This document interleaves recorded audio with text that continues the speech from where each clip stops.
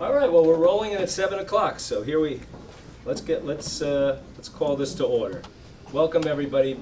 Just a brief preliminary remark for those who may have come in after I mentioned it before. We have agendas for tonight's meeting, as well as an orientation/welcome letter for anyone who is not so familiar with our proceedings.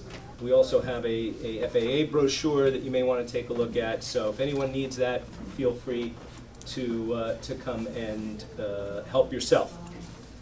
So let's call the meeting to order. This is the July meeting of the Westchester County Airport Advisory Board. We'll start off with the Pledge of Allegiance and a moment of silence. Would everyone please rise? I pledge allegiance to the flag of the United States of America and to the republic for which it stands, one nation under God, indivisible, with liberty and justice for all.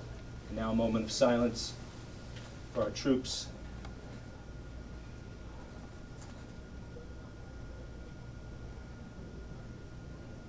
Thank you.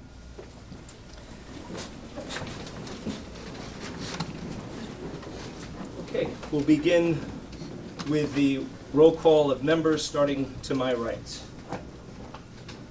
Dan Kremens, Airport Board.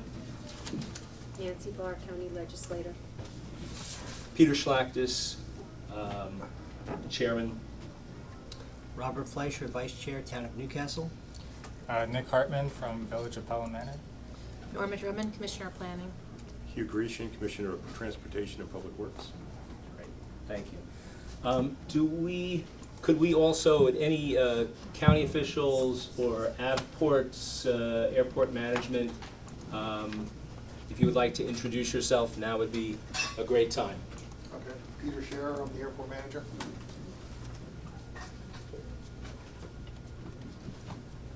Anybody else? Okay. Chris? Chris Well, I'm the noise abatement officer. Great. Are there any public officials joining us that I might not recognize? Okay. Okay. Then with that, our first order of business is adoption of the minutes from June's meeting.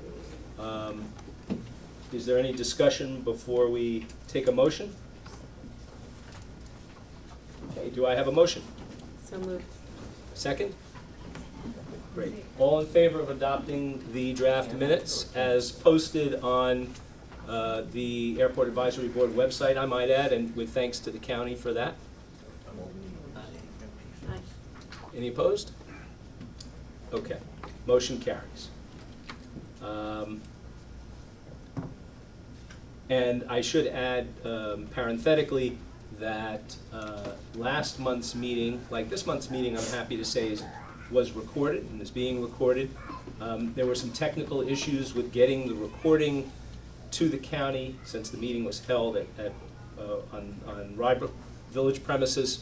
That is being rectified, and we'll have the recording up on the county website just as soon as possible. And going forward, we hope this will become a regular thing. So that brings us to my comments. My comments, really what I just want to say is this. I received a lot of very constructive feedback after last month's meeting, in particular in relationship to the proposal and discussion that we had on aircraft landing fees. Most of the feedback I got was very positive. The more critical feedback was mainly surrounding aspects of the proposal that related to light general aviation. And for those who are unfamiliar with airport speak, general aviation is basically, assuming I'm getting it right, everything other than military and airlines. So it's the private and corporate aviation that takes place, some involving smaller planes, which typically under 12,500 pounds, that's what's referred to as light general aviation, but general aviation can involve much larger planes as well.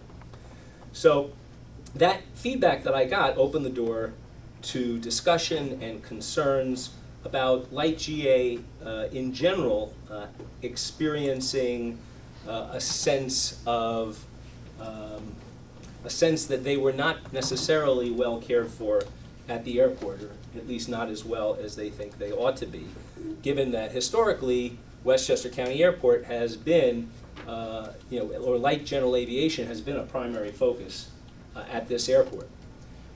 Years ago, in fact, certain private terminal operators, also known in the biz as FBOs, or fixed base operators, were given special leases and assistance with their facilities in exchange for a commitment to cater to the light general aviation community.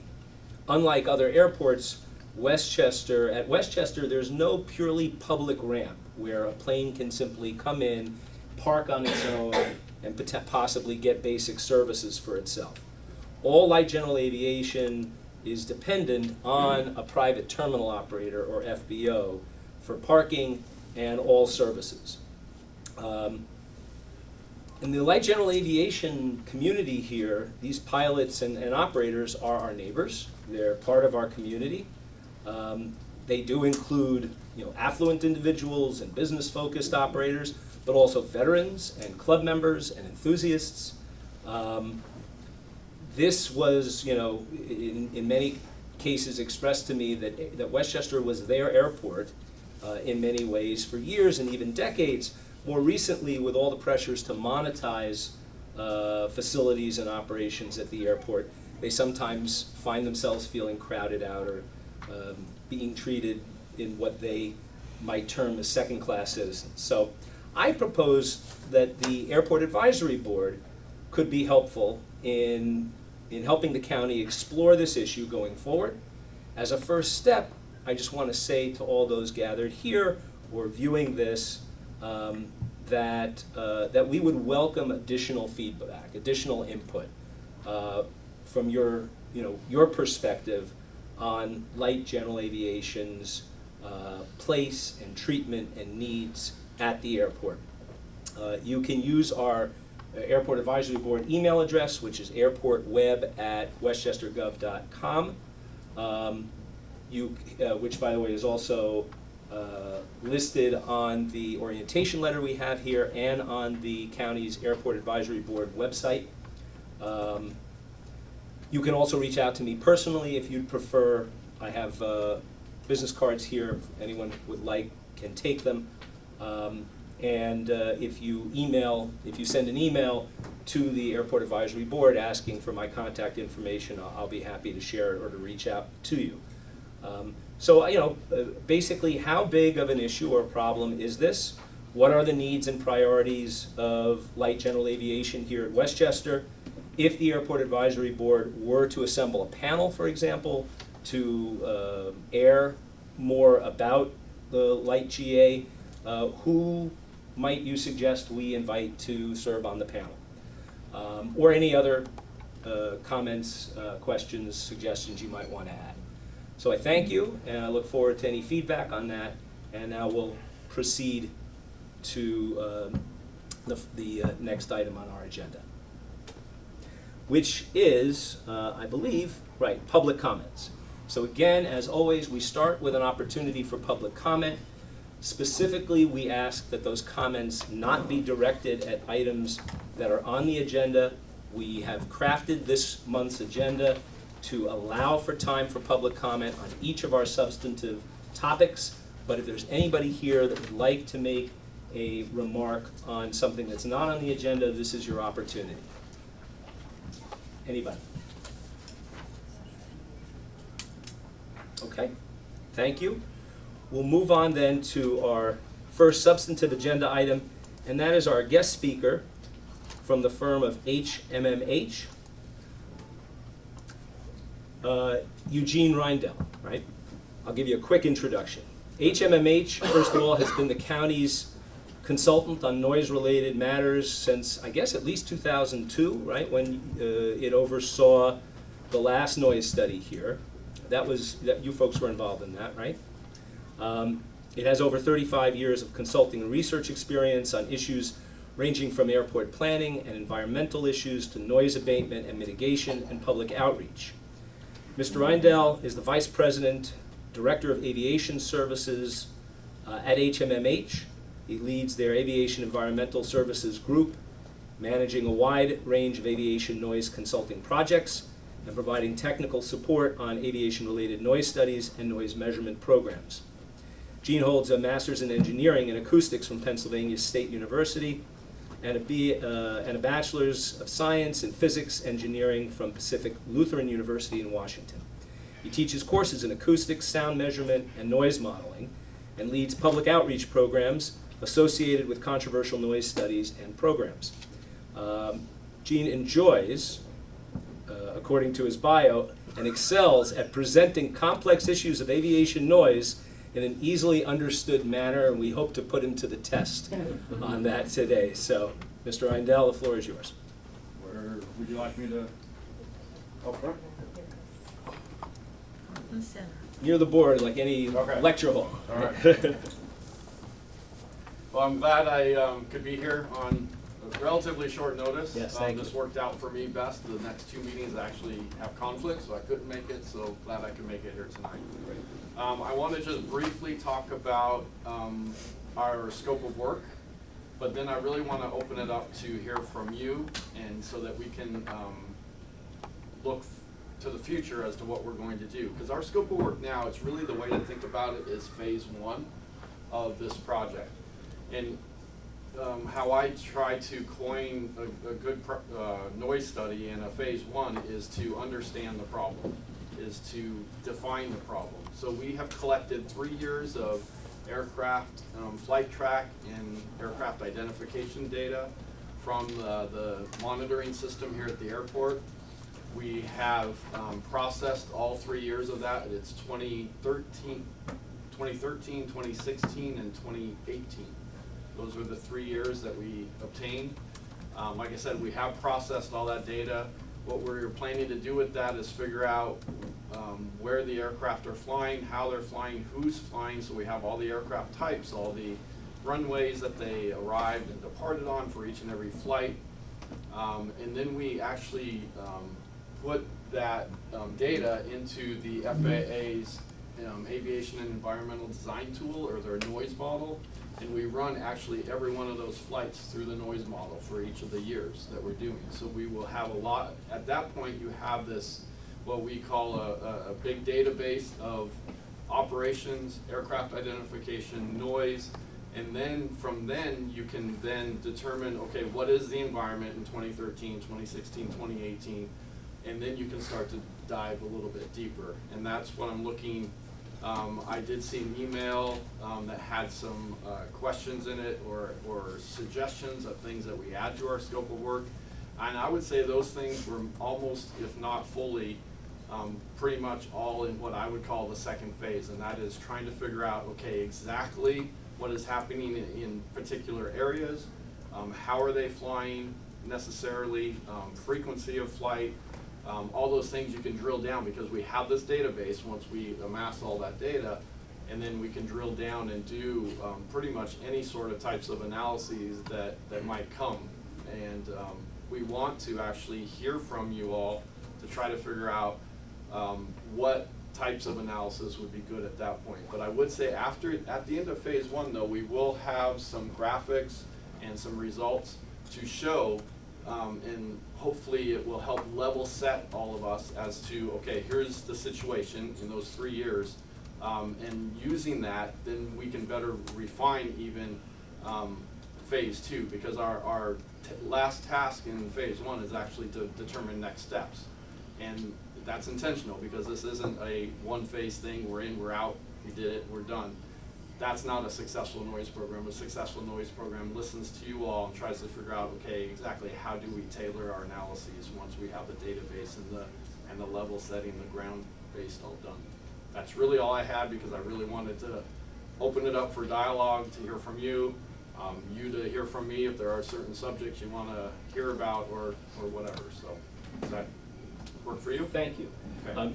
Just to level set expectations, we're going to begin with board questions, but I promise there should be as much time as anybody else in the public needs to pose their questions or comments or ideas or what have you to Eugene and to the county.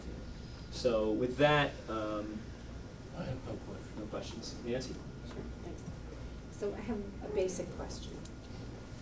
There seems to be some concern from some people in the community that the data that you're using to, put through the process and then, base your phase two, evaluations on, is not necessarily accurate in terms of what it is capturing, and that there are monitors or noise monitoring equipment that would be more reflective of what's actually happening. So that the data that you're starting with, it might be the best data we have, because that's what we've been using for the last several years, but that it doesn't really capture what's going on. So what would your response be to that? Sure. First of all, I did fail to mention we're also getting noise monitoring data, the data that you have from your noise monitors as part of our data collection. We're going to use that as well to help complete that data package. I will say that we use the same data set that you have here as far as your flight tracks and aircraft identification data, and we use that throughout the country. It's actually, in my opinion, a pretty full and complete set. There's always missing information in it, and that's why it's taken us so long to get to this point, even is because we try to fill in some of that missing data the best we can. We look up tail numbers, for example, and fill in things that are not in that data. So we try to start with a full and complete set. We scrub it, we process it, and try to make it the best there is. And I would say, it relatively speaking, it's a pretty good data set in my opinion. If I could just clarify, perhaps, or build on what you were asking, Nancy. So part of the data is what the flights are. The other part of the data is the noise the flights make. Right. So could you clarify how you're determining the noise, or perhaps more accurately, the sound generated by these flights? Sure. In two ways, again. One is we are collecting the noise monitoring data, doing some analysis of that. But more importantly, we're running, like I said, each and every one of those flights that is collected with this data through the FAA's noise model. And the FAA's noise model actually is pretty accurate. It's as accurate, garbage in, garbage out. Well, again, we're trying to get the best information to get into that noise model, and we're doing it on a flight-by-flight basis. So we will have things more than you typically get out of the FAA's noise model, because we'll have all of those flights for every year for those 3 years ran in that noise model. So we can determine things like and we are doing a grid, so we're gonna set up a grid for the area with closely spaced grid points, and each of those grid points will then have like number above a certain noise level. So you'll know how many events actually at that grid spot exceeded, say, 70 dB. We put in NA 70, I think you would have seen that in our scope of work, as a guess as to how low we need to go for the level. That's typical around the country, but we're not set on that. I wanted to say that too. So we're gonna have things like how many aircraft flights went over and generated a noise above a certain level at each of those grid points. That's not typically things that you get out of this, but we can. So we not only know the overall annual average day, day-night average sound level, which we'll get that out, but we'll also have all the single event noise data at all those grid points. So you'll have maximum level, you'll have sound exposure level, you'll have number above, those sorts of things at each of those grid points. Based on the model, based on Based on the model. the noise monitors? Based on the model. Based on the model. With some assessment of the noise monitors as well. So will you be conducting an analysis of the difference, say, between what the model's coming up with and what the noise monitors are or are not able to Yes. Yes. generate, so that we can That will be see the part of it. relative efficacy of Yes. the noise monitors? Will do. And one thing I will say is that 20 years ago or more, noise monitors were really the gold standard. And there was good reason for that. The aircraft was noisier then. They produced higher noise levels than the levels of other things on the ground, that aren't aircraft. Okay, so now with the aircraft getting quieter, you're having this competition with a lot of noise monitoring locations that the non-aircraft noise events are nearly as loud or sometimes even louder than what you're trying to measure with these noise monitors. So we're gonna evaluate that at each of the noise monitoring sites as well. We're gonna evaluate how well each of those are doing at measuring aircraft noise. And then we will also compare those. Again, we'll have a grid at each of those noise monitoring points, or one really close to each of them, and you could then compare what was measured versus what was modeled. And I apologize, I'll let Nick, let me just follow through on this, and I'll move over to you. And so with respect to the noise monitors, so you're gonna be looking again at how well they're working compared to ground noise, for example. You're gonna look at how well they're providing data compared to the FAA model. Is that right? And are you also going to be looking at their placement in terms of how representative, right? They're giving data that represents what people on the ground are actually hearing, because, for example, to the south of the airport over the last 20 years, there's been a lot of development. Oh, So sure. what might have Right. made sense for monitor placement locations in the past may no longer be well situated now. Right. Well, and that brings up a good point, one that I was thinking when you said how long we've been working here. We actually have been working here longer than that, because we helped design and spec your noise monitoring system here. So we helped actually identify those areas. And back then, they were in good areas, right? Now that's something that we would do.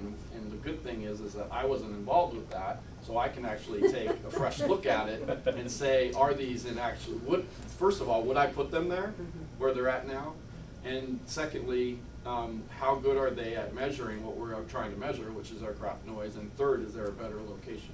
And is there, and if I may, Please. is there a better, you said they were the gold standard at the time. They were, exactly. Is there something else that's the gold standard today? The gold standard is actually the FAA's noise model. As long as you take a good care and put in good data into the noise model. We've done studies, some for NASA, some for the FAA, that have actually compared measured versus modeled. When you know for sure you're measuring aircraft noise and you model it, they correlate very well. And the modeling is, you're taking what type of aircraft it is? I mean, what goes into that? Okay, so, Sorry, I yeah. know you. Yep, no, that's a good question. So to me, it's obvious. So when I said it, it made perfect sense to me. So what we do is, so for every flight track you have in the system, you have what runway it used, where it came from or where it's going to, whether it arrived or departed. You have the aircraft type. You often have the tail number. And all that information you then use for that one track. Think of a track as this one line here. Okay, we're going to run that through the noise model with that specific aircraft type, engine type, and run it through the model based on the performance characteristics of that individual aircraft. And we're gonna do that for every single aircraft flight, every single flight track that we obtain for each of those years. So a full year's worth of flight tracks we're running through the noise model.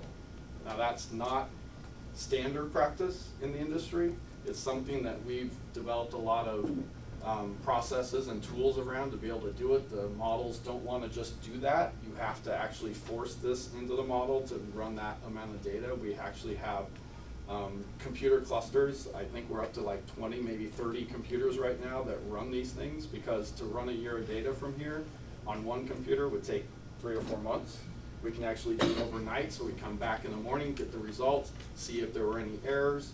We often have to rerun it because there often are errors, and it finds things that you don't wrong with the data, and then you clean up those tracks and run them through again. So That's what's And gonna happen. finally, That's okay. and what you did mention where it took off from and or Mhm. where it's arriving. Where it's going and where it came from. So in other words, you'll be able to pick up other planes that were not landing or taking off from our airport here. Well, that information is in the data, but probably not modeled. Mhm. And I say probably because typically what we model is what arrives and departs in airport when we do an airport noise study. And So how will that's- you know that it, because we often seem to have, seems like there's, well, a question about a lot of aircraft as to whether it was coming or going from this airport. When somebody reports something that was overhead, sometimes it can't be identified as to where it was going or coming from. And Right. sometimes it is identified as going or coming from another airport, not ours. So what do you do with the data that, there's nothing you can do, right? If you don't, if we don't have the information. There are a few things, but they are very few things that we can do because we know from experience if a track ends here, it may actually, it's very likely, because we'll look at how it got to that point, okay? And if it's losing altitude to that point, then we can actually draw what we think is a reasonable approach into the airport. We have tools. I don't do this by hand, of course, we do a full year's worth of data, but we have tools that look for those things. But still, it's only as good as the data going into it that you are correct. So if we're missing data or it's not clear even with our tools that it's arriving or departing here, we may miss some data. But again, my experience with the data, and I haven't looked at this data yet, some people at HMH have, it's all been processed, so it's been through it. So I'll learn more over the next couple of weeks of how good the data is here. But my experience across the country is that it's pretty good. I mean, you're gonna miss things, but also with noise, it's you know, if you get 70% of the operations, you're still gonna have good information on noise. Okay, it's not like other sciences where you need 99.9% of the data to really understand the noise environment. Noise isn't that, I know it's sensitive to you, I'm gonna use the word sensitive, it's not that sensitive to how much data you're using. It really isn't. And so if truly, you just gotta believe me here that if you have 70–80% of the data, you're still going to have a good sample to be able to determine what the noise levels are in each of those group points. Sorry, if I'm in the audience, the question that goes through my head is that if you only have 70–80% of the data, then how is it that at the end your report is not going to show only 70–80% of the noise that people are experiencing? Well, good question. We're not, I doubt we only have 70–80% of the data. I don't find that usually. Usually we have 90–95% or even 99%. I'm saying noise isn't that sensitive to how much of that data you have because it's the noisier events that actually are the ones that you want to get, and you're going to get enough of those noisy events to understand the noise environment in the area. Okay. Nick? I think Dan had a question. Oh, I'm sorry, Dan? What's the planes when they would have to be certified by a process which is dictated by the FAA? But That's correct. Part 36, yes. And historically, like the 727 was a very noisy one. Indeed. So they came out and they said you have to have these hush something or other. Hush kits. Yeah, on the engine itself to lower the noise. What I hear you saying is you're gonna find which planes are exceeding those noise levels, correct? That's what the. No, we're not gonna find planes that exceed any particular noise level. Well, what do you do with the report when it's done? We're gonna report what the noise environment, what the flight track airspace environment is like in this area. All the noise. What happens with that data? Does the FAA then make changes to runways? We don't know at this point what, I'm talking about phase 1 here, that's even beyond phase 2, because phase 2 is we're gonna really dive in and figure out what are the issues. Then you're gonna have enough information to maybe take it to somebody, the FAA, what things that maybe the airport can do or that you guys would suggest by looking at the data, well, why don't you maybe do this or do that? That's later in the process. We're just trying to understand the way I think of this is we're gathering the inventory of the noise and aircraft operation environment at the airport. That's what phase one is. It's just inventorying everything, getting the information out. You all can then see it. You could then say, well, you're missing this or missing that if we happen to be missing things. But you know, at least then we all, it's our base, and then we move on from there. Dan, you good? Yeah, finish. Nick? Yeah. So the previous noise study that was done also by your firm was around 2002 or thereabouts, and it showed that study also had historical data going back in time several different years and showing the progression of the noise maps over those times. Will the new study kind of link to that in some way? Will it be able to say, okay, well, the last time we did a study, we looked at several years, this is what the noise maps look like. We've done it again, we're looking at 3 more years. Are the results you're producing kind of comparable, compatible in a way? Very much so, especially when we do use the day-night average sound level, because that's what the contours are that you see. You know, the annual average day-night average sound level. But we're taking it a step further in this case, is that we're not just looking at the annual average day of operations. We're looking at the full year of operations. We're not just looking at DNL. Yes, we're going to put out DNL, day-night average sound level. Sorry, we use acronyms in this industry like crazy. So we are going to do that, but we're also going to do the maximum sound levels that are experienced in the environment. We're also going to do number of aircraft events above a certain noise level in this. So we're going to take it a step further. But yes, you can still use those DNL plots, and I would say DNL is very good at that, to see how things have changed over time. You know, in particular for your noise environment. So yes, they will be apples to apples comparisons of the previous studies. Bob? You know, thank you for being here today. I appreciate welcome. you making time to come by and speak to us and to address the public as well. For me personally, just on the things that you mentioned, a 70 decibel level, you know, for people who are outside the outer marker here, I don't think we ever see that.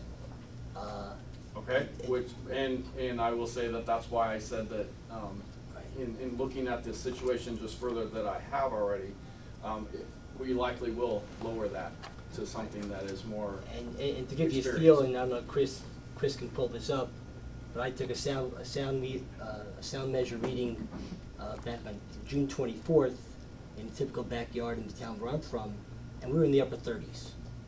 So for aircraft noise levels, No, for ambient, for ambient noise. non-aircraft. Right. Just So when you look at, you know, what happens when an aircraft comes over that space, the gap analysis, to me, you know, is part of the story. If you're going from, you know, somebody lives in 55 and it goes up to 65, they'll notice it some. If you're going from 38 to, you know, to 60, that's a huge move. Just as you go through this, just something to keep in mind. Sure. Especially as you move farther out away from the airports, no, in both directions. Totally get that, yep. You know, and I understand the FAA requirements and that they're very focused on the DNL issues. To me, DNL, for the vast, almost probably 99+% of the people who I speak to in this county, which includes, you know, both stakeholders, residents, members of government, is fairly useless. I'm not trying to impugn what you do, but they just can't get their arms around enough, including myself, to really speak eloquently about it, and even less so to make important decisions about county policy based on trying to interpret something that's really very, you know, when I tell people that it's a logarithmic number and you're going up by factors of 10, and difference between 51 and 52 isn't just one little bit, it's a whole time, it's a whole multiple, you get lost. So my goal is to kind of take data out of this that's really digestible by both stakeholders, by people who are in charge of the county, by people on this board, so we can make better sense of it to get a better understanding of what's actually going on. So I have some questions about, you know, whether certain things will be, can be drawn out of the data that you're taking, and if there's things that can be produced. So I'm just going to go through a list, and you can give me your feedback if it's something that can be done. I'll try to be brief. If you could, succinct. let me explain my vision of DNL first. Okay. Kind of level setting here, it's what I want to do, because I agree wholeheartedly with you on DNL. People do not hear a day-night average sound level. It's impossible. And a day-night average sound level at one airport is very different than at another airport. I will say though that I still think that DNL is a good basis for land use compatibility. That's really not what we're talking about here. We're talking about annoyance. We're talking about things that affect people's lives in these communities. DNL was never intended to do that. That's not why the FAA has that regulation. They have the regulation to help airports and jurisdictions plan land uses around airports, period. That's it. So while the FAA is just as guilty as this as anybody else, we've tried to extrapolate DNL to cover very many more things, and it doesn't work so well. So anyway, Right, and that's why I'm trying to Yep. create bite-sized. I just wanted to let you know that we're on the same page there. Okay, I appreciate that. Yep. The other thing is, you also mentioned, part of that comment, that for some of the new quieter aircraft, I think I read in one of the reports, that does have an impact on departures, has much less of an impact on arrivals. Well, another good point. This is actually true. We're doing a Part 150 right now study for Newark International Airport. And the last time they actually looked at noise and came up with their noise abatement procedures around the airport, it was all about departure noise. And this time we actually did a sensitivity analysis from the very beginning of that study and found that it was actually what was most or what is most contributable to the community's experience around Newark right now is arrival noise. So that's totally flipped, and there's good reason for that. The aircraft manufacturers and engine manufacturers have been putting a lot of energy, a lot of studies into reducing engine noise. That's why, the 727s no more, you don't hear that kind of noise anymore. It's really reduced engine noise. What we haven't done well as an industry is reduced airframe noise, and especially on arrival, because on arrival, the airplane becomes very, what we call dirty.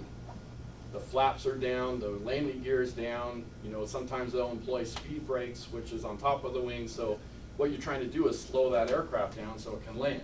And we call that a dirty configuration of the aircraft. And it's, I think, a good name for it because it's creating, all those things create a lot of noise to where now the engine noise has gone down to a level where arrival noise is just as loud and in some cases louder than departure noise. So let me just kind of walk through this list and tell me if these are things that are contemplated to be covered, if they can be covered. If they're not contemplated, I'm going to try and be brief. Okay. One of the things, and Chris, can we bring up the data report that Nick and I did back in April? This body did kind of a very basic analysis. If you have the whole one, I'm just looking for, okay, the one that I sent.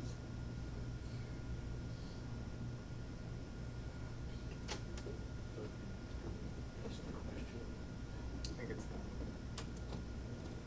I sent them to just 2 pages so he could easily find it. He's seen it, we sent it to him. Okay, but Is that your, the public hasn't, right, maybe? All right. Well, You can open up any one, I'll get you there. Okay, there you go, thank you very much. So, we did this kind of gate analysis, and we looked at, trying to look at comparative over different years, the number of planes that were flying through different gates. This one looked at north of the airport, but it's also important to look at south of the airport, so whatever I'm saying completely applies to both. Is this the kind of thing that we can do with the data that you're contemplating doing to look at to see, how many planes were flying through different, I call them sky gates, I say windows in the sky. Windows in the sky, Right, you're flying, okay? yep. And, my sense is I'm looking at the data that over the periods we're looking at, there's been a large increase of the amount of planes flying through these windows as we move farther and farther out. Is that the kind of thing that the analysis that you will show? Not in phase one. Okay, we're amassing this database that have all this information in it. We can then set up these gates. We could certainly do this. I'm not yet to the point, and part of this is I'm going to be learning tonight too, but we need to figure out what is important as we proceed into really digging into the analysis. This is something we often do, can do, easily done. I would say it's also what comes out of these gates that is even as important as what you were saying is the altitude in which they're flying, how those changed over time. Because you'd also want to do an altitude analysis in each of these gates. So, yes. And can you also change the size of the gates? As an example, one of the things that's happened over time is that the plane GPS has gotten a lot more advanced, so they're flying tighter and tighter Tighter corridors. to the ILS, Right. ILS track. Right. So- We've done a lot of analysis with that actually, because in places where they've implemented next-gen aircraft procedures, such as Southern California with their implementation of the Metroplex, we actually have done a lot of analysis to where we have used your gate and determined that they, so what next-gen aircraft procedures do is they actually take about a 5 to 7 nautical mile swath of a corridor and put them down to less than a quarter mile. So we have that analysis capabilities. We can also show it in different ways. We can show the concentration of tracks. What we use are density plots to where you can see the more bright the color, the more flights that went through that particular point. So And I'm all for plots. A lot of times I find it easier people get their hands around actual raw numbers to see how well, many the flights. numbers are there too, but Right. yes, so we'll have tables and numbers, but sometimes also graphic But pictures worth 1,000 different strokes, words, so, different folks, and right. and Yep, whatever. exactly. Yep. As long as the numbers are there as well. Certainly. And, you know, because if you have a plane that's flying, say, you know, a half mile away from you, it's a very different impact than a plane that's flying 500 feet away from you. Night and day, Exactly right. different impact. Right, So and we'll so be able- things that have been noticed, like in Southern California and Northern California as well, is that we did a gate analysis at this person's house, because he was the main person calling Oakland International Airport after the implementation of Metroplex.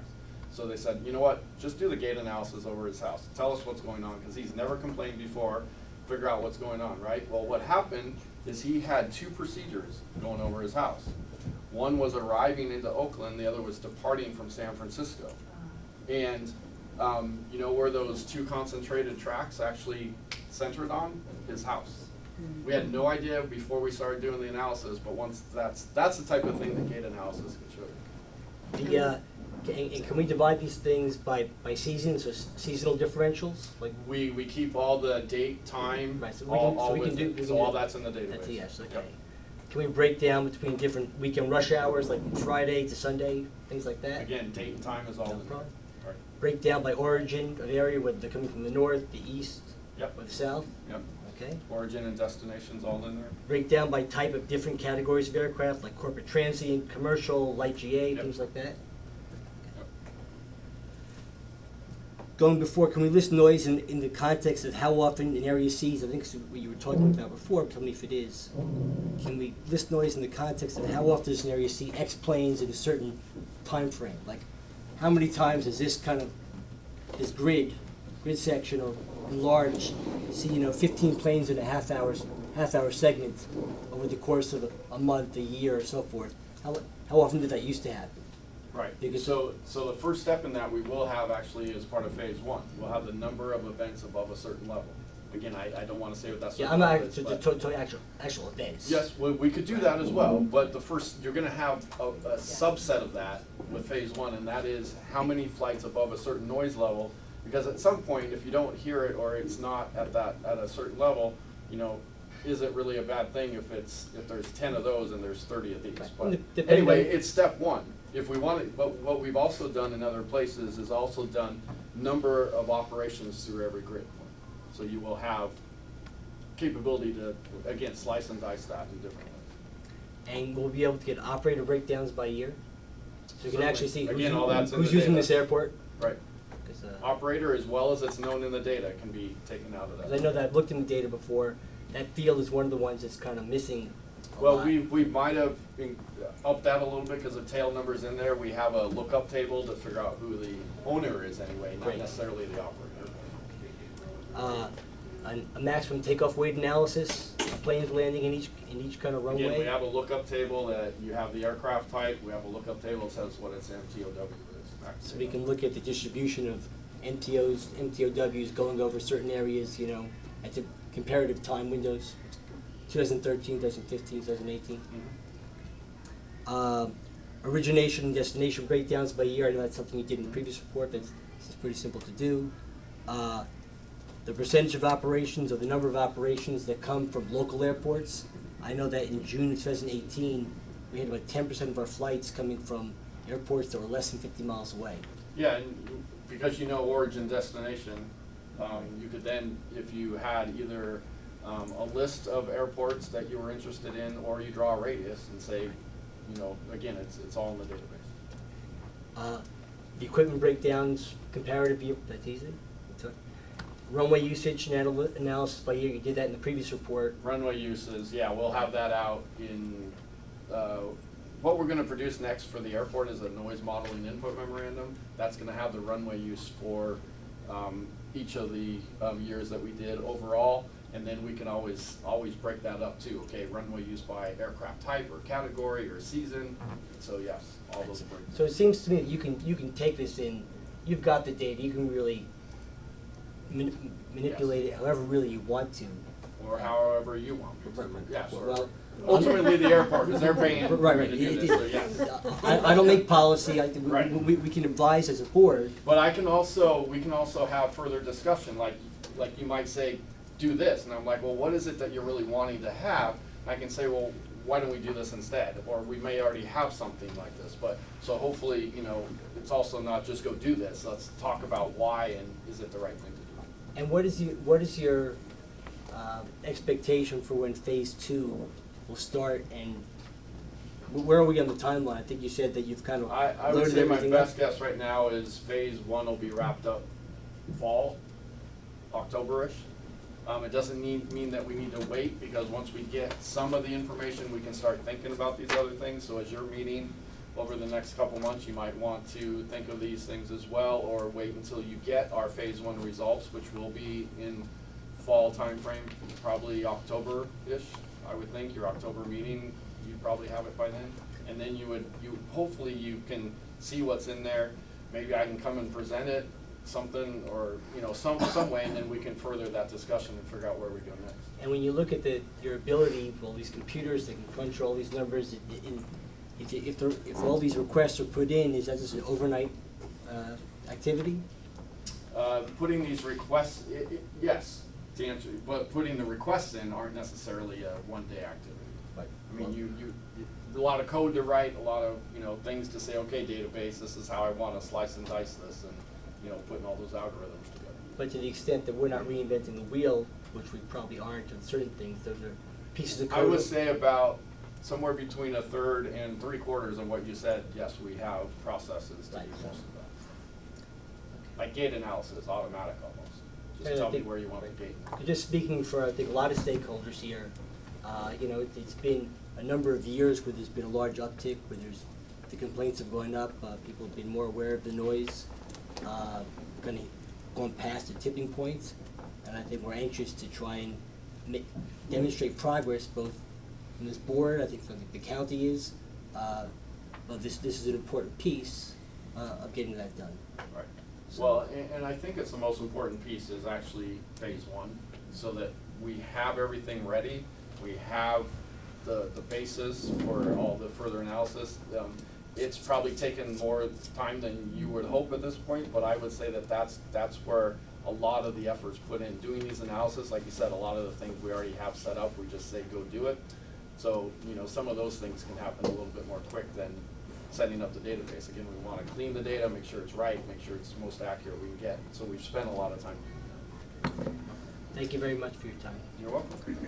Hugh? I don't have a question, just a statement. I mean, you can tell from the presentation tonight, not only did we get a consultant that has a lot of experience with this airport, but a national expert. And that's, the county wants to make informed decisions going forward. And again, especially as a result of this presentation tonight and us working with Avports, we have the right firm. And I'm looking forward to moving forward and finding out where our issues are and getting the community input. And thank you very much for your presentation. You're welcome. Appreciate it. Yeah. Actually, Yeah. somebody. Nancy? Well, I'm And gonna then- just, Yeah. Add to that. To the public, your turn is coming very shortly. yeah, I would like to thank you for coming. I'd like to thank the county administration for setting this up. I appreciate what the board has been doing to get this kind of information out to the public and help us understand what's a very complex, very complex process. And, we get little bits and pieces of answers to things as we go along. Takes a long time to get all that information. This is the first time I've heard what you said about the airframe noise, Well, it's, on people are, a landing. lot of people haven't caught on yet, that's where we're at. And that's I think that's, a very important piece of information, and that helps Yes. us put this sort of puzzle together. So I'm really looking forward to the report and. Literally used to be all about departure noise. Yeah, You- no, You could forget about arrivals. And we've been Right. asking the question, and we've been getting different answers, and we hear, oh, well, the new planes are quieter, well, they're not quieter if they're heavier.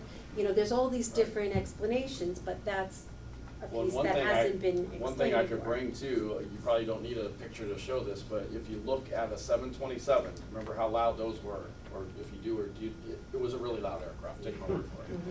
You can look at a new 737 aircraft that's basically replaced the 727.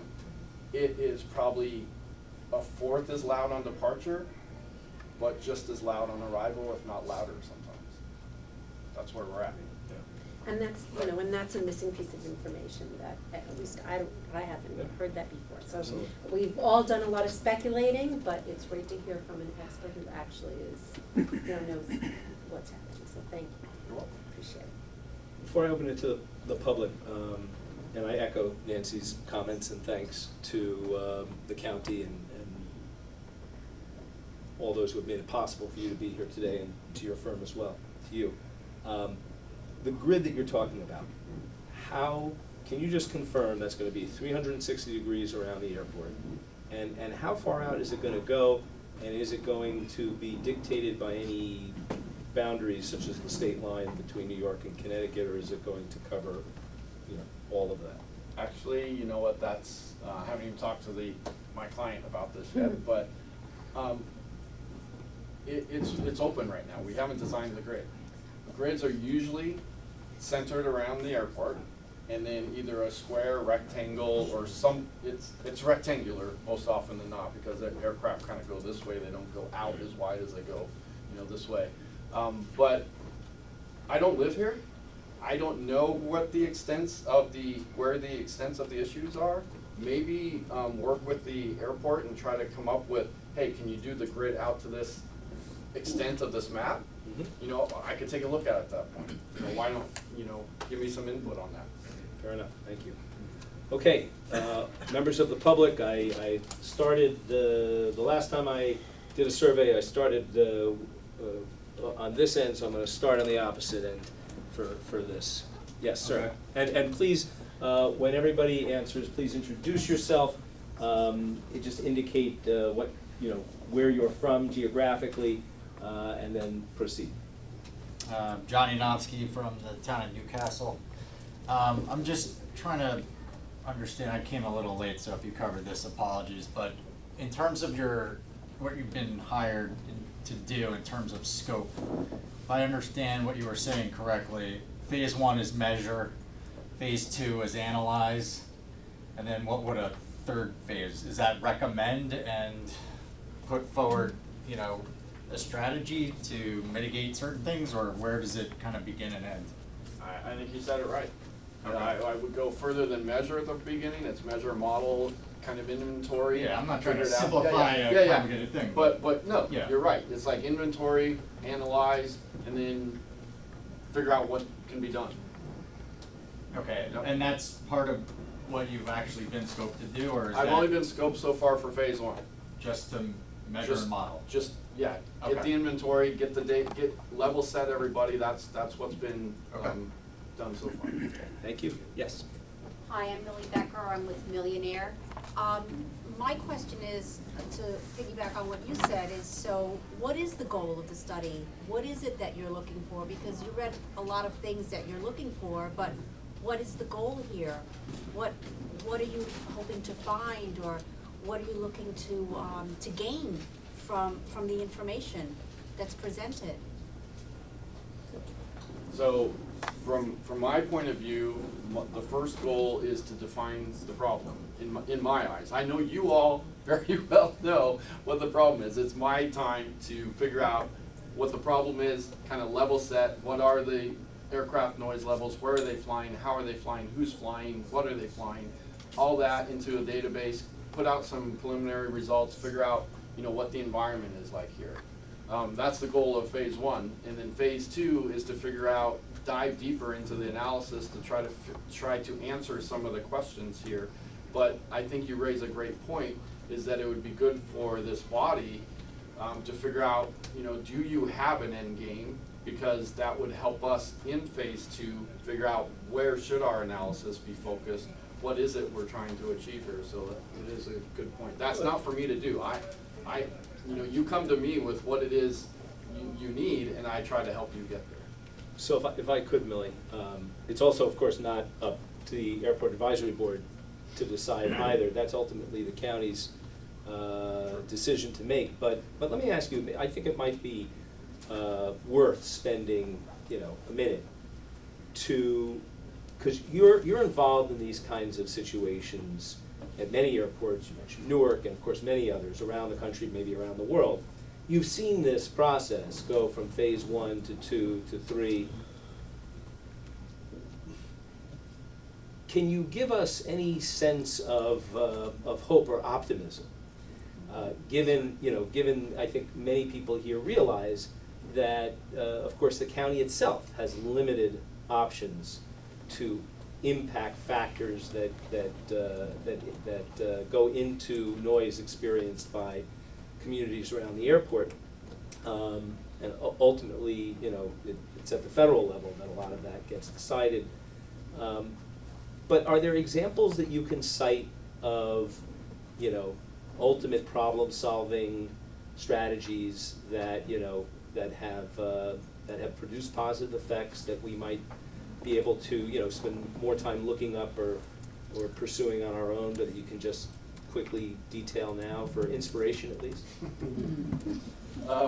I can try. That's the question, until you know the I answer. would say that of late there hasn't been a lot of good examples.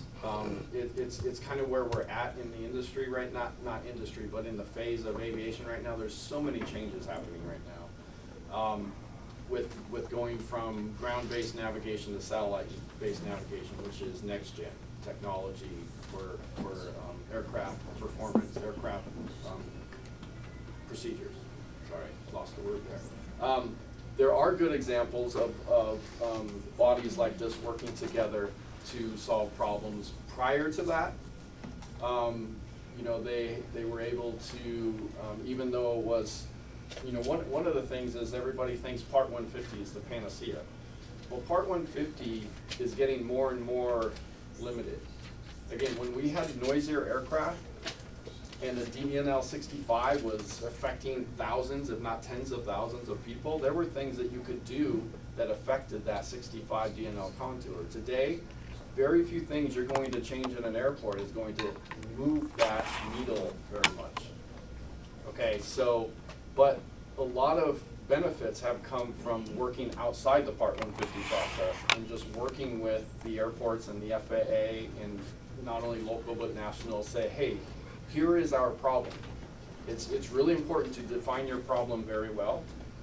And then here's a solution that we have recommended. For example, they, at LAX years ago, they were, after takeoff, they were turning early over a noise-sensitive community, I'll get it right. They were flying over this community where, really, because LAX is right next to an ocean, they had this perfect opportunity, get out over the ocean and then turn. So they did, and they didn't have to because it didn't matter for the 65 DNL, but they realized, hey, these people said it's a real problem, let's see if we can fix this. And they did. They worked with the FAA made procedures. They still every once in a while will cut the corner and you gotta reprimand them, you know, because a pilot wanted to turn early, but those things happen. But no, you can make progress, and I'm actually working right now down in Charlotte, North Carolina, where they're trying to work out solutions to problems that have been encountered as a result of the implementation of the Metroplex. they have come up with some pretty good ideas. I can't say that they're completed, because they're not. They're gonna present these ideas to the FAA National, probably early next year. And so we don't know yet, you know, but I can say that they've come up with some pretty good ideas there. So, I'm sorry, where was that? Charlotte, North Carolina. Okay, other questions? Yes. Rosemary Schlank, Rye Brook, New York. I'm just curious, do you anticipate that the data that you're collecting would facilitate a separate analysis for each location in which a noise monitor is located? Yes. And Yes. Are they consistent, the same locations for 2013 to 2018? Yes, the locations of the permanent monitors have not changed. So yes, we'll do an analysis of those locations. Right, Thank you. Sir? thank you. Hi, Jeff Nagelberg, Purchase. I live a little bit southeast of the airport, and it seems that when they get on the track, they don't deviate. So it's one flight after another, and it's right over my house. And it just, as a point of information, a Tesla Model S at 70 miles an hour creates approximately a little under 62 decibels of sound. Normal conversation is somewhere in that same area. I used to call when it got just unbearable. I stopped calling because, as I mentioned earlier to a couple of people on the board, that I lost faith in the reports because the altitudes didn't seem to make sense. Actually, they're showing altitudes at 1,500 plus feet. Planes are taking off at the altimeter is approximately 400 feet, 380, something like that. So these planes are flying over my house at very little above minimum, 1,000 feet. 85 decibels is considered harmful. So in my mind, there's got to be a way that flight after flight after flight does not have to take the exact same track within a 200-yard period. I've given up on making noise complaints because, as I said, I get these complaints, they tell me the planes are at 1,500 feet or 1,800 feet, and I know they're not. They're not 1,500 feet above my house. They may be 1,500 feet above sea level, but they're not 1,500 feet above where all of us live. So they're closer to 1,000 than they are to anything else. An A320 climbing, and a shallow climb, no less, is a very loud event. I rebuilt my house just a few years ago, double pane glass, all that sort of thing. When you can kind of like shake things in my house, that's harmful. And I just can't think of any reason in this world why every single flight has to be on that track when they're using that runway and that climb out. And Okay, thank you. You want to respond, or can we take the next comment? Okay. Yes, sir. Stuart Bieber from Newcastle.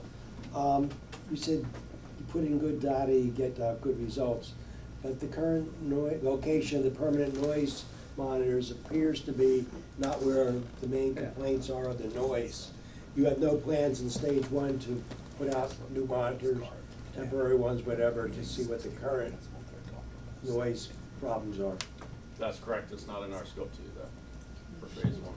Although we are evaluating the existing locations and how well they're measuring noise, it could be in next phases that we would go and recommend others. But that, again, in our scope right now, it's just to evaluate the existing monitors and how well they're doing at measuring aircraft. Well, that's the question. The quality, is it fair to say that they're not state-of-the-art monitors that have been here X number of years? No, I would say they're still relatively state-of-the-art.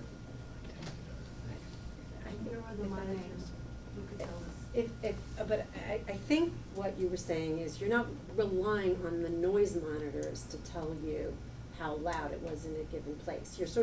You're taking that into account, but you're relying on this FAA model, the Correct. system that you're Correct. putting data into, and the piece of the data you're not putting in, oh, the noise monitor at this place said it was No, we're gonna X. use it to You'll use it to validate and compare kind of and see. compare. But Right. they're determining So, what the noise level is, I'm not confused. using The model this. to determine certain plane, a certain plane, with a certain engine should produce X number of noise at a certain level? Correct, at a certain place. And Right. the thing about the model is the model determines noise everywhere. A noise monitor determines noise at that one spot.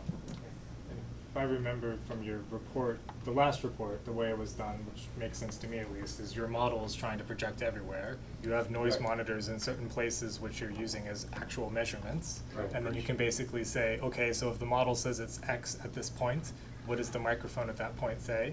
Right. Does it agree or not agree? And if for some reason it doesn't agree, you offered some explanation as to why the noise monitor said it was louder or quieter Right. than the model might have And said. that comes from the evaluation of the monitor, location, and then all of that, as well as what could be happening with the model. Because Yeah. it's possible we got something wrong in the model. I mean, we don't put blinders on at all. We really do compare those to try to figure that out.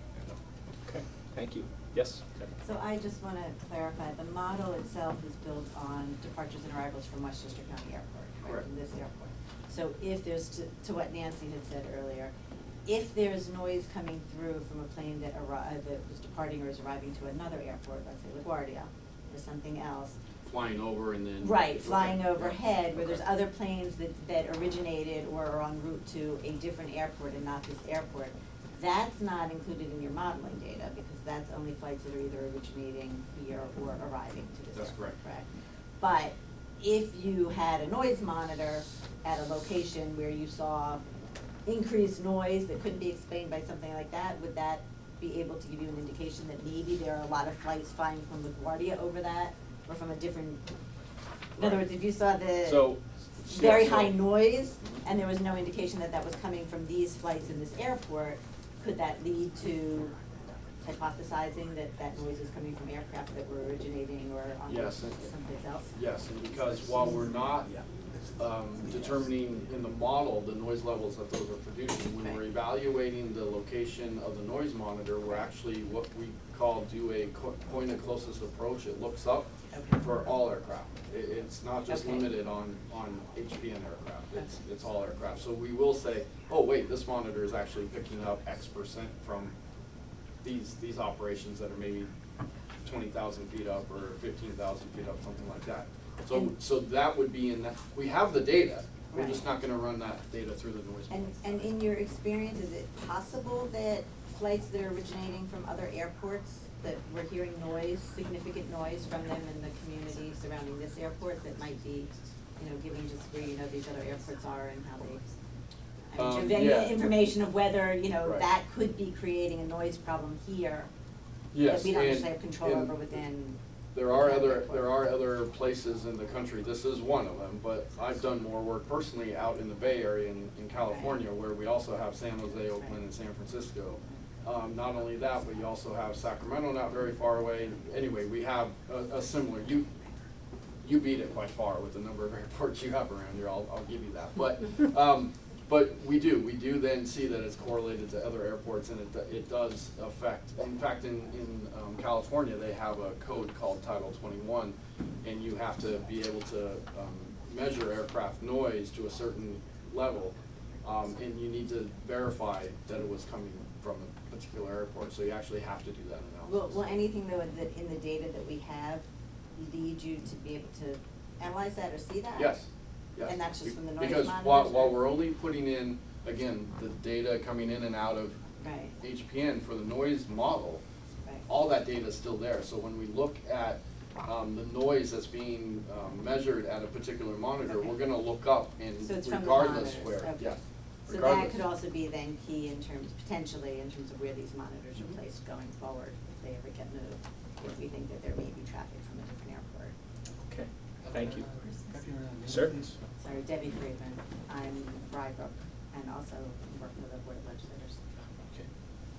Yes. Hi, it's Ed Pupu from Rybrook.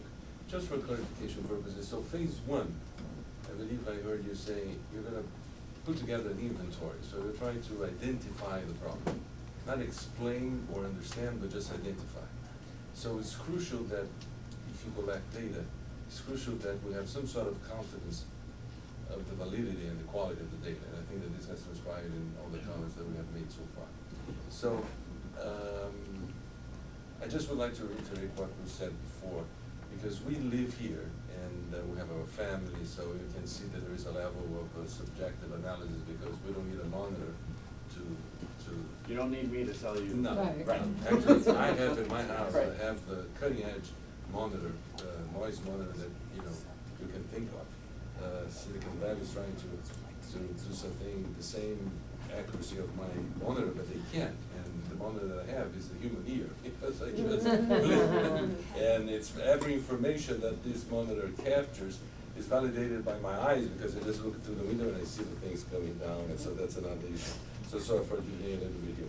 So we are very much concerned, because the conclusions are gonna be drawn based upon that data that is collected.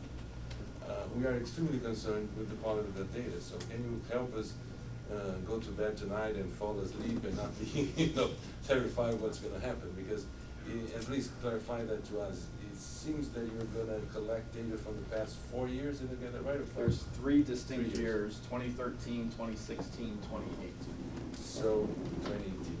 Okay. And do we know where those monitors are located? Because at a certain point of your inventory, you're gonna bring together the models, the FAA models, with the monitors, readings, or. We're gonna compare them and, right. Do we know where those monitors are placed? Yes. Is that a? I personally don't at this very moment, but yes, they all have a specific latitude, longitude associated with them that. Eugene, excuse me. Yep. Peter stepped out. Is that public information? Chris, do that we you can know go where by? that information? Oh, so sorry. If you go to our website and you look for the latest issue, any issue of the airport monitor, there is a map in each issue that shows where all 22 permanent monitors are. Okay. Yeah, because as we heard before, those monitors were placed a certain time ago, and there has been real estate development after that, so there are other, residential areas that are impacted. So, but just to clarify, as Nancy Barr was saying, your conclusions are not gonna be solely based on the readings from the monitors, but also from that model. Actually, it's gonna be more from the model than from the measurements, because first of all, we haven't evaluated the measurements, we will evaluate them, but, we don't know how good they are at doing the measurements. How they're intended to measure aircraft noise, but it was put in and designed a few years ago, and are they actually still capable of measuring aircraft noise the way they were intended to? We don't know that yet. I would also tend to, in today's world with the high validity of this noise model that we have, as long as we put the good data in, which I fully believe we will be, those results will be really important. Thank you. Thanks for the clarification, sorry. Yes. Hi, Mary Van Fleet from Newcastle. My question for you is, how did you arrive at which years to study? And the reason why I'm asking is that there's an overwhelming sense from residents that the flights started to really increase in frequency and started to get louder because they were flying lower in 2017. That's the reason that we went to 2013, because So we does that wanted cover something it? that was before what people are Okay. saying were changes. Some people said changes were occurring somewhere between 2016, 2018, and you Yeah. just said that, 2017. So Yeah. that's why we ordered those. Thank you. Yes. Thank you. I'm Diane Lombardi. I live, not in the areas that mentioned so far, but I will tell you that I live half of a block away from the Kensico Reservoir. I have a house 101 years old with thick walls, 2 feet thick, and they still shake when the planes do come low, and they never came low like that. And they're louder than ever and much more frequent, and I go to the town pool, and it's also very unpleasant to be there when you can't even relax due to the sound of the noise. But I'm not even sure if the monitors and the other model situation, the model thing you said is in general, but I don't know if there's any in Valhalla. But I'm next door to the Kensico Reservoir, and we had other people with different airport meetings in the past, we would talk about the particulates, now we're talking about the noise, but they're all issues about the environment. And I don't know if, and some of the people that were also experts, environmental people, did not find the FAA to be the gold star by any means. So I understand you feel that way, but I think we need a third choice. You can't, if the county will use whoever they want, we need a third choice where it's totally, nobody's making the decisions for us. It's completely open to what's the word? When you don't have any input from people who need the information. You know what I'm saying? I can't think of the word. Objective. Yeah, objective. Thank you. You need an objective component. Working for the government most of my life, no longer, but still, we always had 3 of everything. We need 3 of this situation as well. That's what I would like to recommend. Thank you, Jean. Are you aware of other potential methods of taking sound measurement, other than the, using the FAA model and using the types of monitoring equipment that the county uses? Not for aircraft noise that is in flight, off the ground. We have other models and things like that that would measure ground noise from aircraft. The reason that we use other models for ground noise is that you can put in the barriers and structures and, things like that that would, bounce off the sound or, shield the sound. But no, for aircraft noise, this is it. I would just interject. We had a speaker here a few months ago who is an academic, focusing on noise and the public health impacts of noise, and she's done work. Arlene Brunzaft, I believe she's worked with your firm in the past, and in speaking with her, she mentioned that there may be some new technological options, much lower cost, that would put noise monitors in, and on individual homes, that combined with artificial intelligence could know what they're hearing and select for aviation noise and send information in a publicly transparent way, but also into the county system. So I don't know if that's anything that's come onto your radar screen, as it were. Well, we know of the efforts going on. Okay. There has been no developments that I'm aware of that would lead us to go there yet. Mm-hmm. It looks promising. I don't think it's quite where they want it to be at this point, where we would need it to be to really rely on it. You could probably use it as another way of doing things and kind of compare it to what you have now. So we haven't. I have no experience with it. On that point, I would just remind people that the county has made a substantial investment in portable noise monitors with state-of-the-art equipment, and as far as I'm aware, unless it's changed, there's not exactly a queue outside the door for people wanting these things to be installed at their homes. Is that changed? No. So to the extent that people are concerned about noise levels and believe that the noise monitors are not accurate, that they're not in the right locations, that the data is not reflecting what they're hearing at their home, for free, the county is putting a $15,000, I believe, noise monitor. 20, some very large amount of money, noise monitor, very sophisticated equipment that will very, very precisely measure exactly how much noise is being experienced wherever you want it placed on your property. And despite that, there's not an overwhelming number of people who are wanting to do that. So my advice would be, my advice would be that if you really want something to happen, you've got to have data that backs up the claims that are being made, and the county is willing to put this device at your home to get that data. So if you believe that the data is not reflecting what you think is happening, I would strongly suggest people call the county and get that data collected. Or if you want to work through the Airport Advisory Board, feel free to do so. Or if you want one, just call my office and we'll have it out. But, hang on, people need to know your office. You can pick one up. So I'm the noise abatement officer. You can reach me at 914-995-2647. Right, to the noise abatement office. Okay, I see that there are other people outside. Number one, please, anyone who's outside, you'd like, there is room to bring your chair and fill in here.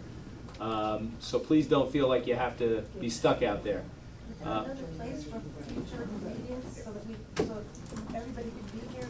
Yep, so we are in the process of experimenting with that, and we did so last month. The logistics didn't work out for this month, but I'm sure it will happen again in the future. And while we're at it, is anybody who was outside looking to pose questions or comments? Do you have questions or comments? Okay, any, yeah, just a second. Hey, any further, yes, well, hang on one second, Kate. Thanks. Hi, welcome, thank you. And so I'm Kate Parker, I live in Armonk, and there are a lot of planes going over around my house, hundreds every week, thousands every month. I want to ask, ultimately, who decides what's bearable and what's unbearable? In other words, we've reached a tipping point. Is it the FAA that's going to tell us, oh, that plane is too loud? Or is it the county is going to say, well, this plane is perfectly tolerable? I think there's an unease among the residents who are suffering from the planes, a real fear that you can collect all this data, but it won't relate to what we're actually experiencing in reality, which is incessant planes over and over again. And I think that has to do with the black boxes as well. That's why there hasn't been this uptake on the black boxes. We don't trust that data is not going to be somehow used against us. And whoever is going to monitor that data, I don't know if it's the FAA or who it is, but they're going to then say, well, it's not really so bad. You know, you had 100 planes over your house, but that's well within healthy, tolerable levels. Who sets the levels, in other words, about what is a healthy, way to live in our homes? Well, I can respond to that by regulation and then also my personal viewpoints on it. But by regulation, the FAA has determined that all land uses outside of the 65 day-night average sound level are compatible with aircraft noise. Okay, so they're saying that that's what is allowed by law.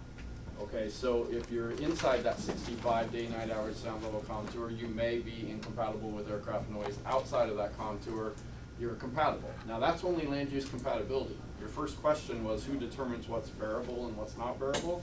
I would say you do. It's either bearable to you or it's not bearable to you. And when you have some of the data that we're going to be presenting as a result of this process, you will be able to say, you know what, I understand that. You just said there's hundreds of flights over my house. Maybe we're going to have a grid point near your house that says there's 100 noise events above 60 dB at your house every day. And you might say, yes, that's what's happening, and I don't find that bearable. And then we move on from there. But there's no regulation to do that. And you asked earlier, are there examples of where we've solved some problems in these areas? And yes, but it's all been outside Part 150. So Part 150 isn't the answer either if you're concerned with areas outside of that 65 DNL contour. Okay, sir? Just for clarification, our community was fortunate enough to get a new noise monitor put in. And how is that data going to be collected? And I'm not sure I understand how that's going to be used in your model. And also, is that data accessible by the public from a particular noise monitor? I'll Chris answer some of that. I'll answer first. Go ahead. From what my understanding is. So, your noise monitor is sitting out there. It's collecting data 24/7. It's always measuring whatever it hears. And like Ed, is that your name? You were saying that you have this high-tech noise monitor at your house. Because not only does it hear, but it actually can verify because it sees it. A noise monitor can't do that. So a noise monitor measures every noise every second of the day and keeps that information. Then what happens is an aircraft flies over And it raises the noise level in the monitor, and then it goes back down, and that's called a noise event. And so they're also capturing noise events at these noise monitors. And then the system itself goes and looks, okay, we have a noise event. Was there an aircraft that could have contributed or made that noise event? If so, we attribute that to aircraft noise in their system. And so that's how aircraft noise is measured and reported, and I believe the data is available out of your system publicly.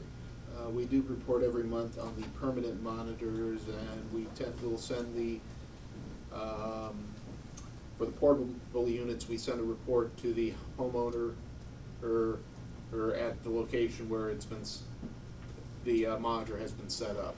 Well, for instance, I live in a community homeowners association. Yeah, It's on common Yeah, property, so. We've been sending a report to, we've sent several reports to the crossings management. And As a homeowner that lives in the crossing, would I be able to get that from you? Yes. Can I request that information and get it? Yeah, if you can send me an email, or send my boss an email, and we'll send it to you. Okay. May I get a card from you on the way out? Yeah. Thank you. Great.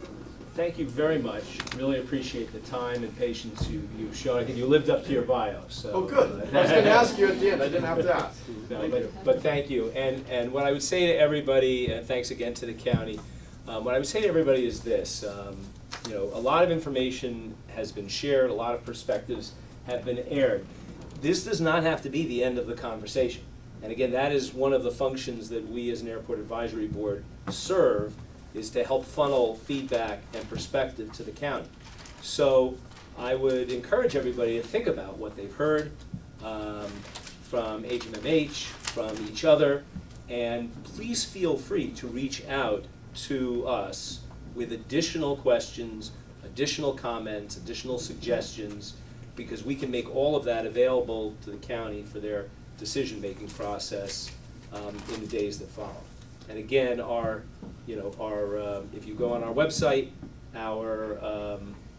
and frankly, to all the people who may view this through the recording, the same applies. You weren't here, you couldn't speak, but that doesn't mean that we don't want to hear from you. So our email address is on our website and on our orientation letter, and we invite any and all feedback. So thanks again. Great.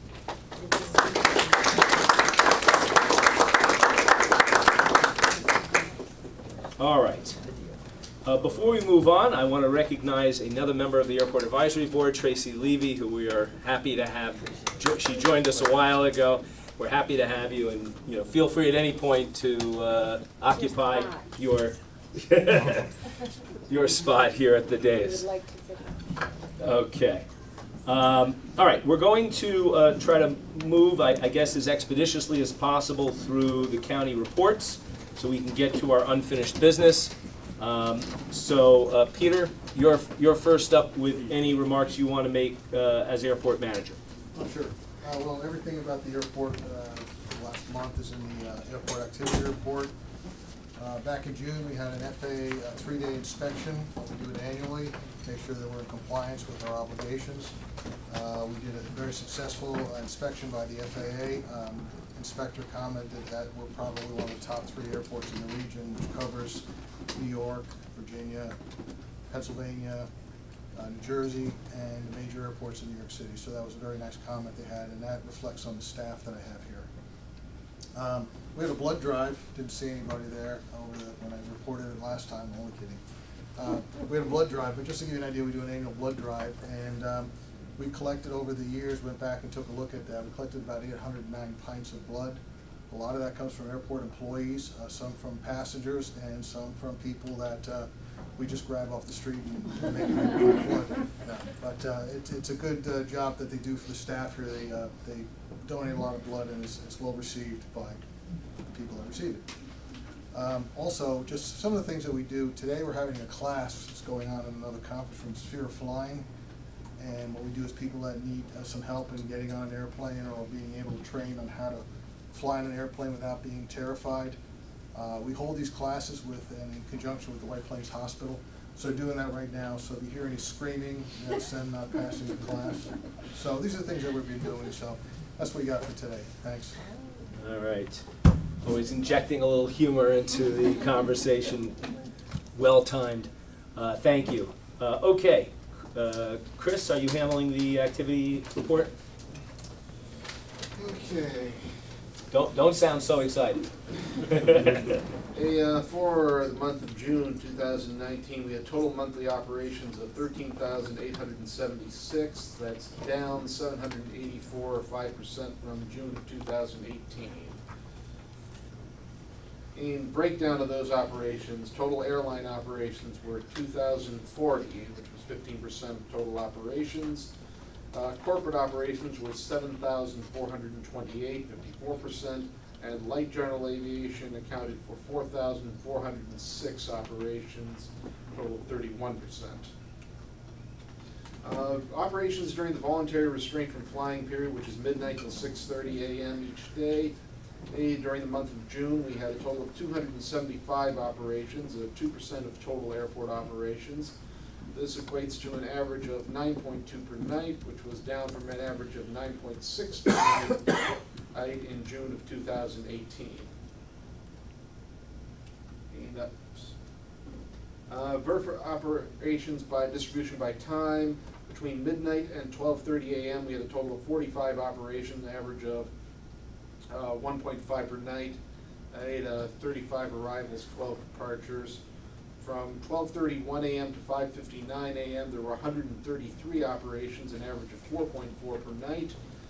78 arrivals, 55 departures. And from 6 a.m. to 6:30 a.m., there were 97 operations, an average of 3.3 per night. I had 13 in arrivals and 84 departures. The total were 124 arrivals and 170 departures. Noise complaints for the month of June. In the month of June, we received 4,365 complaints from 76 households. 25 households called in or emailed 10 or more complaints. The lead household emailed in 975 complaints from Chappaqua. VRF complaints, we had a total of 155 complaints, 125 which were HPN traffic related. 17 were non-Westchester traffic, and 13 we were unable to identify any source of noise at the times of the complaints. There were a total of 15 municipalities, 14 in New York, represented by 68 households who lodged 4,270 complaints, and one town in Connecticut represented by 8 households who lodged 95 complaints. There were 2 high-range noise events recorded for the month of June, and this is the top 25 jet aircraft type based on weight. Are there any questions? No? Good. All right. Don't you usually give us, or just didn't get here, the airlines or the companies that have more than 6 violations? That's just in the That's just in the packet. Also, I do believe in the past we've gotten data on jet operations versus total operations. That's in the packet too. That's in the packet too. Okay, gotcha. Okay, And, perfect. there's a question in this deed. Yes. John. There's a window of time between midnight and 6:30 where it's voluntary that flights would not fly. What would qualify a flight for taking off during that time? I can get there with a flight landing, maybe it's late, there's weather, but why would something take off during that time where nothing should be happening? Well, there are several scheduled departures. Between the first scheduled airline departure in the morning departs at 5:55 a.m. to Detroit. There is also a departure to Atlanta just after 6 a.m. And like you say, it is voluntary, so if somebody wants to depart during that time period, there is nothing to stop them. We also have international departures. We also have that leave, they're flying to Europe Yeah, and leave there's also can be people who are We'll have departures that depending on where they're going, the time difference may be that they need to leave at some ridiculous hour of the morning.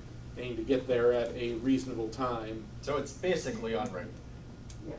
I'm sorry? It's unregulated. Yeah. Okay. Yeah, and I'll By just. law. Right, so yeah, that is something that, by the way, the county in years past tried to do on a mandatory basis, and that was legally challenged and the county lost, if I'm, Yeah. okay? Yes. You can't tell somebody you can't take off at an airport at 2 a.m. no more than you can say you can't drive down Interstate 95 at 2 a.m. It's public transportation infrastructure. That's what the law is. Right, with a few exceptions. Unless you're grandfathered in. You're right, if, just as we've been grandfathered Did in. the county challenge that against the federal government? The federal Yeah. government. Um, The airlines challenged the county. Well, the airlines challenged the county, right. Ah. In federal court, I guess. Okay, there were several different lawsuits over the years, so. Now, that said, that doesn't necessarily mean that the county can't do anything to promote compliance with the voluntary restraint on flying, or curfew as it's commonly referred to. And the county has come to us and reported on efforts that it made, last year to do that. And in fairness, we've seen numbers this year that are consistently tracking at least a little bit under last year. This board formed a working group a few months ago to look at perhaps ways to advise the county on additional steps that could be taken to incentivize operators appropriately. And the work of that group is ongoing. Okay, any questions? Yes. I just want to, I'm fairly new to this, so my name is Kelly Tollins and I'm from Mount Pleasant. I'm actually in the Valhalla area as well, the northern part of it. And at the end of the meeting, I'd like to just find out about the monitors and so on and so forth. But because I'm new to this, I'm a lifelong resident. I've lived there all my life. And so for me, the change has been dramatic. I can be on my deck at any given point in time, and I have to get out of the yard and go into the house to have a conversation. There's no talking on the phone, there's no talking at the table when you're there. I have made complaints, and then after a while, it just gets like, hey, I'm just giving this guy a hard time, and he's not going flying the plane. So I feel bad. My real question here is, I don't understand.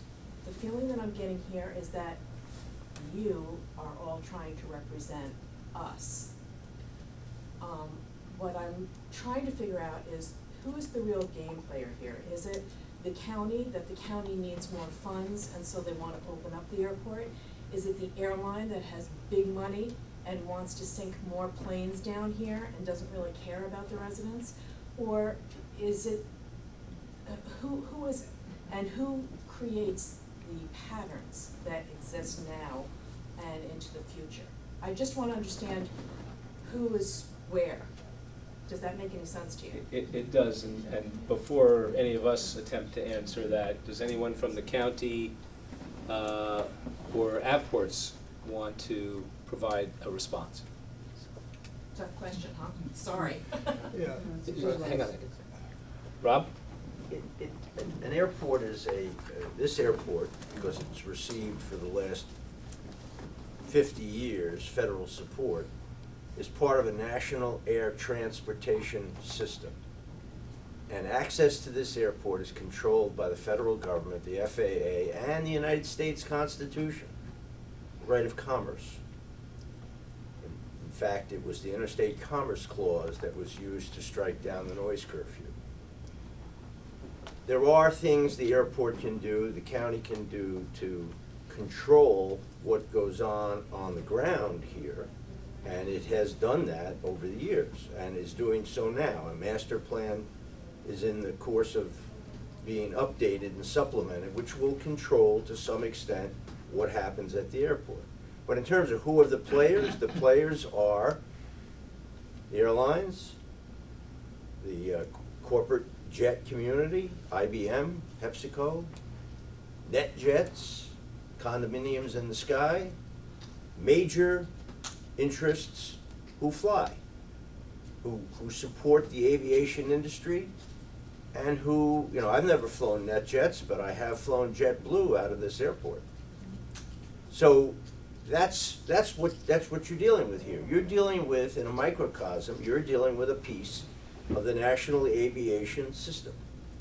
And there are rules and limits. And unfortunately, just like I listen to the Thruway and flights going into LaGuardia at my house, there are impacts associated with airports. I think the county has done, with certain exceptions that I won't enumerate, I think the county has done a very good job of trying to understand and mitigate the environmental impacts of this airport. But it certainly hasn't done it all, certainly hasn't mitigated them all. And in fact, we're learning about new environmental impacts we didn't even know we had. So I think that would be the way I would, that's what I learned when I came here 20 years ago to begin working on environmental issues at the airport. Thank you. So, Very well said. What, thank you. if I may just add a quick note, and that is this. Noise complaints don't change the next flight that goes over your house. But noise complaints matter. As you can see, the county tracks noise complaints very carefully. It may, again, we're not the decision makers here. We're simply, as a board, we create a forum for these kinds of discussions, and we have the ability to make non-binding recommendations to the county. But, you know, on a personal note, I would say that it may not be a coincidence that you saw complaint levels consistently higher than the year before, and those complaint levels from the year before were higher than the year before that. And now we've got HMMH here presenting on phase 1 of a new noise study that, you know, holds, you know, I would say the best potential that we've seen in some time to head us on a direction to be able to explore real problem-solving options. As the consultant said, you know, the FAA will inevitably have to play a role in that, and the first thing the FAA is going to want to see is, you know, what is the nature of the problem, and that's what this study is designed to do. The other thing the FAA cares about is noise complaints. You know, they look at noise complaints as a barometer of whether they should be, you know, spending their resources dealing with a problem. So we need to look beyond the frustration of the fact that a particular complaint, you know, doesn't elicit an immediate relief, and understand that that's not the purpose of the complaints. But without those complaints, the pressure and the you know, the evidence with which to justify county action and perhaps ultimately federal action is weakened. Okay, so again, just so I can clarify it in my mind, so the gentleman that was speaking has been hired by the county? Yeah, the county owns the and airport. The county is doing this not necessarily to increase the airport size or volume, it's actually doing it to try and understand the noise levels? That's my understanding. Yeah. Yes. Okay, all right, I had it reversed, which is why I'm asking. Well, because, you probably have it reversed, because a couple of years ago, when the county was had a different administration and a different, group of board of legislators, there was a different goal, and that administration was trying to privatize the airport and,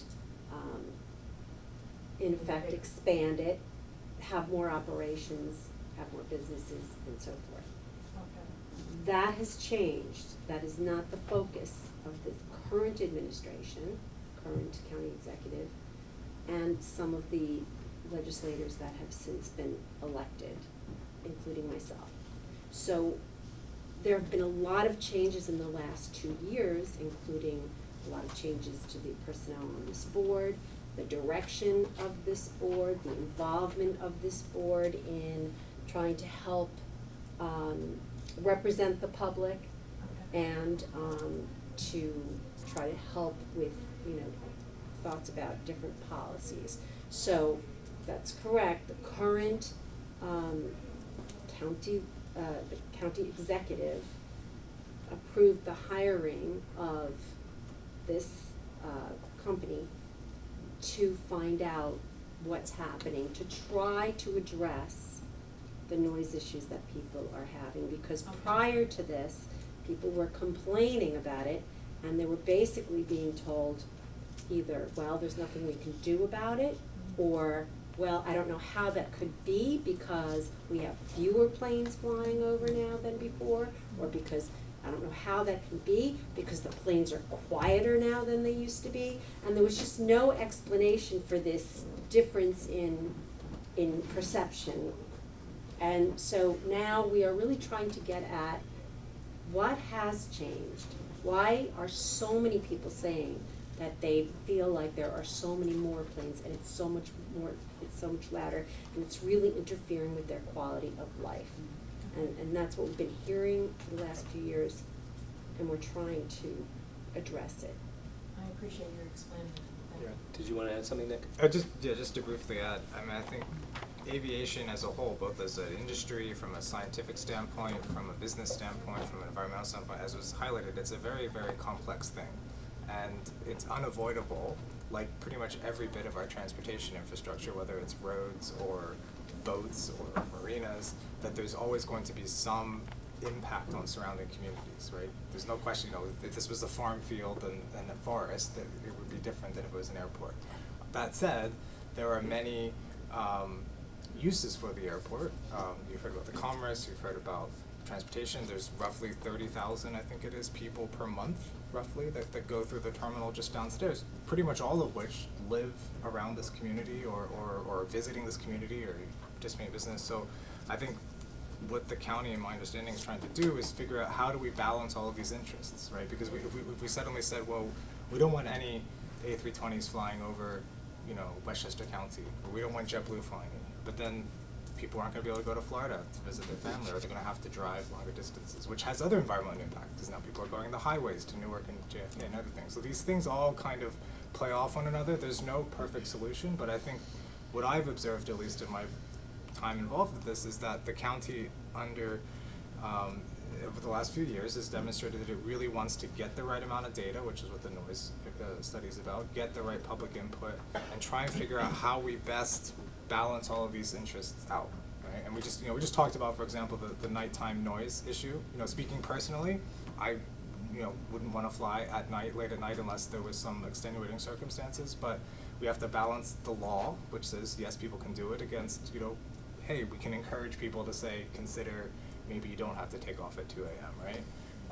But we have to figure out how we get all these things to work together, and there's no perfect solution, but I think the important thing is that there's dialogue and that there's forums like this. And having looked at a lot of airports around the country, I think I can safely say that Westchester takes this stuff very seriously.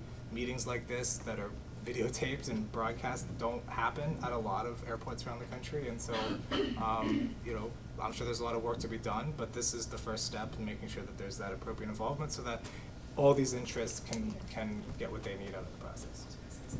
Tracy.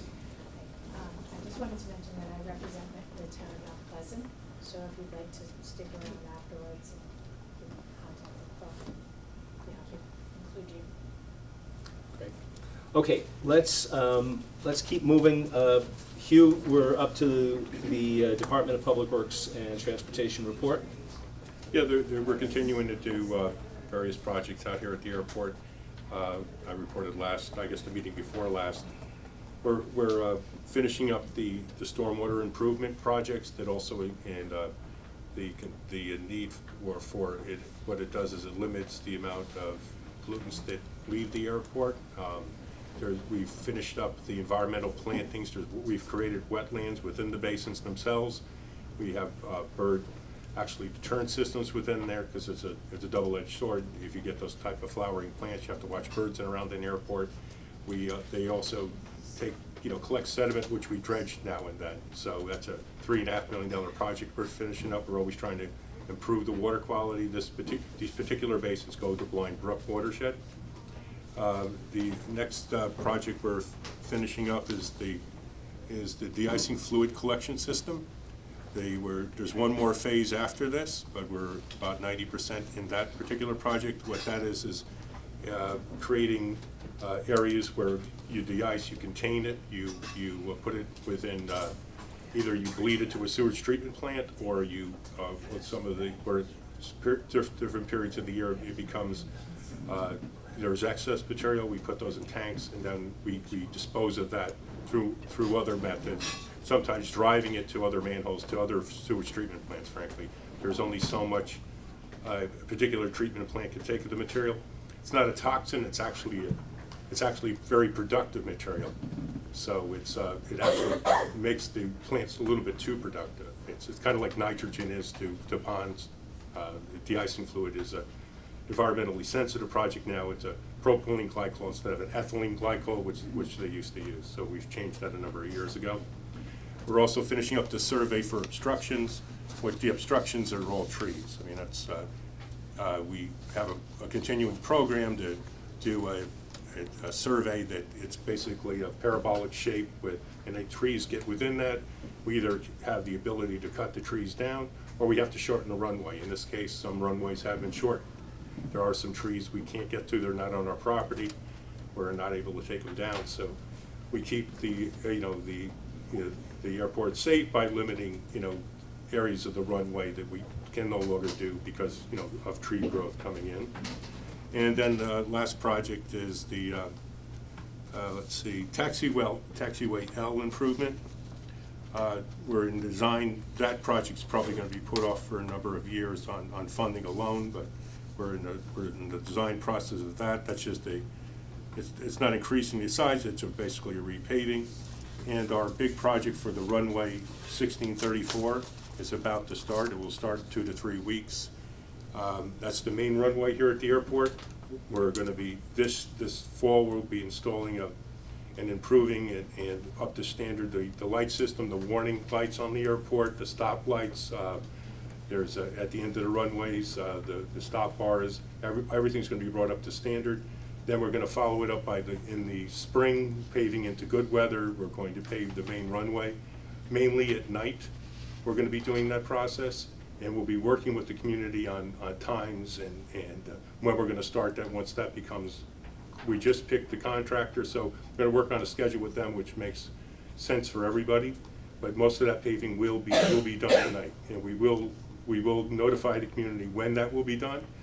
Within the immediate area of the airport, there will be some noise. There will be some noise. You have trucks backing up, but we will do everything we can in our power to move that project along as quickly as possible and be out of there. And what we'll have then is a new safe runway. It's not an increase in size. It's just a repaving of the existing footprint, for lack of a better term. What about the? Excuse me. Hugh, one quick question. You indicated much would be done at night, but the milling, the loudest stuff, that's still proposed to be done during the day? Yeah, the paving, yes? yeah, the milling, yes, that was, yes, we were able to negotiate that. Last time they tried to mill at night, and that was stopped. Okay. So the milling is the most, that will produce the most noise. That anybody that's seen a repave urban areas where they come in, they grind, and you see that track there where a couple of days it's very rough. They mill that material off because you can't keep on adding. So you have to mill off about equal amount of material, dispose of that, and then put new on. And that will be done during the day. And how long will that last for, and when is that going to happen? And wasn't that the noise that would be heard as far as Portchester? I think that was, at one point that was said, that noise would be. Grooving is the grooving. Is that the grooving? Yeah. That's, okay. Yes, which is, it's a noisy operation, and the exact dates, we're not anywhere close to starting, but it's sometime the end of April, beginning of May. Okay. But again, that's, that won't sneak up on you. By March, we'll have an exact schedule from the contractor. Okay. It's like redoing a street in front of your house.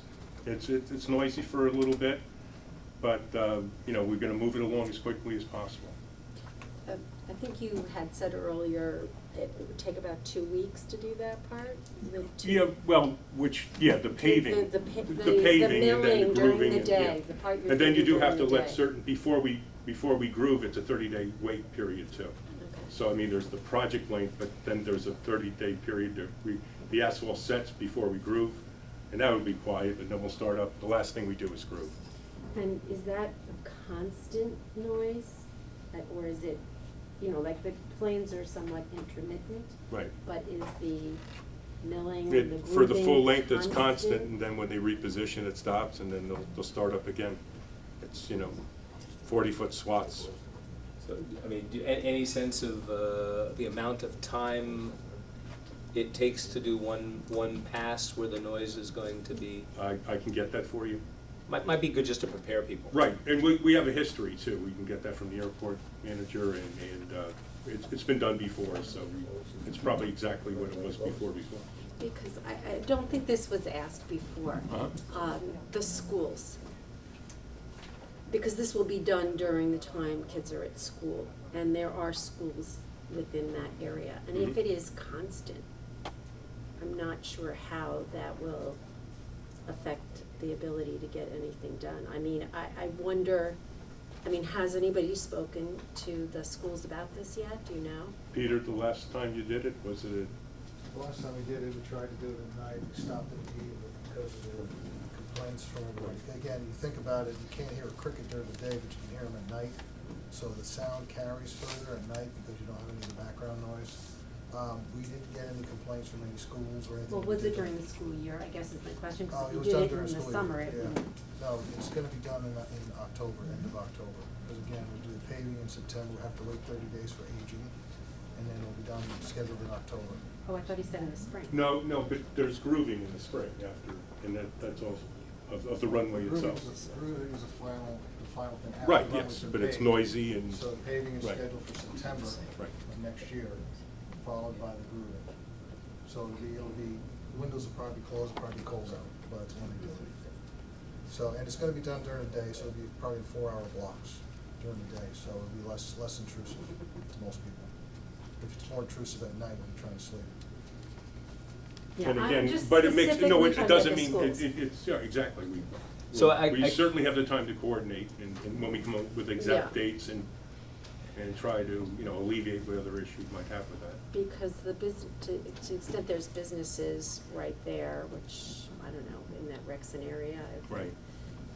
I guess they can have people work from home and things like that, but at the Right. schools, they really don't have any place to go. Right. So- I deal with these issues every day, repaving main Yeah. streets and downtowns. Right, but Yeah, that's and again, A and neighborhoods too. shorter period and a shorter time, Yeah. you know what I mean? Right. But if it's 2 So, weeks but straight, it's- and it's every day, Local coordination and nothing will get it, and again, nothing will, we'll have exact dates, 2 to 3 months ahead of time, and they can be able to work with everyone. Okay. I would only say that, the county has a good neighbor policy, and this might be something to just re-examine how that might be best applied, so that all the impacted parties feel, fairly treated and communicated with. Okay. Question?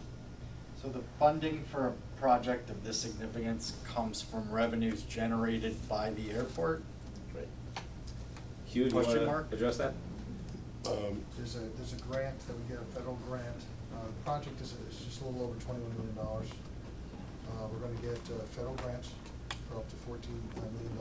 We are gonna get state grants. I think that's up to about a little less than $2 million. And the rest is generated through a special revenue fund, it's cash savings in the airport. That's how it's paid. So it's self. Yeah, there's no tax Okay, levy that's what I'm towards getting income, at. yeah. Are we paying for it or? No, Okay. we're not paying for If it. you fly here. Okay. And the state has some contribution to that Yeah. also. Yes. Can we publish the link for the videos on the website for the board? The recording for tonight's meeting and the recording for last month's and prior meeting, there was a previously recorded meeting in March.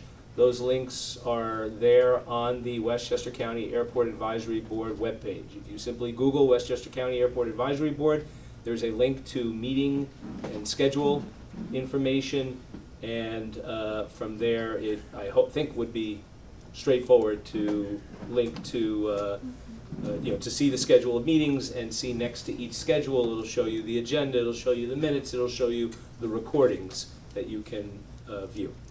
Thank you. Okay, so we're going to move on to our unfinished business, and first up is the landing fee proposal. This was discussed, presented and discussed at some length last month, and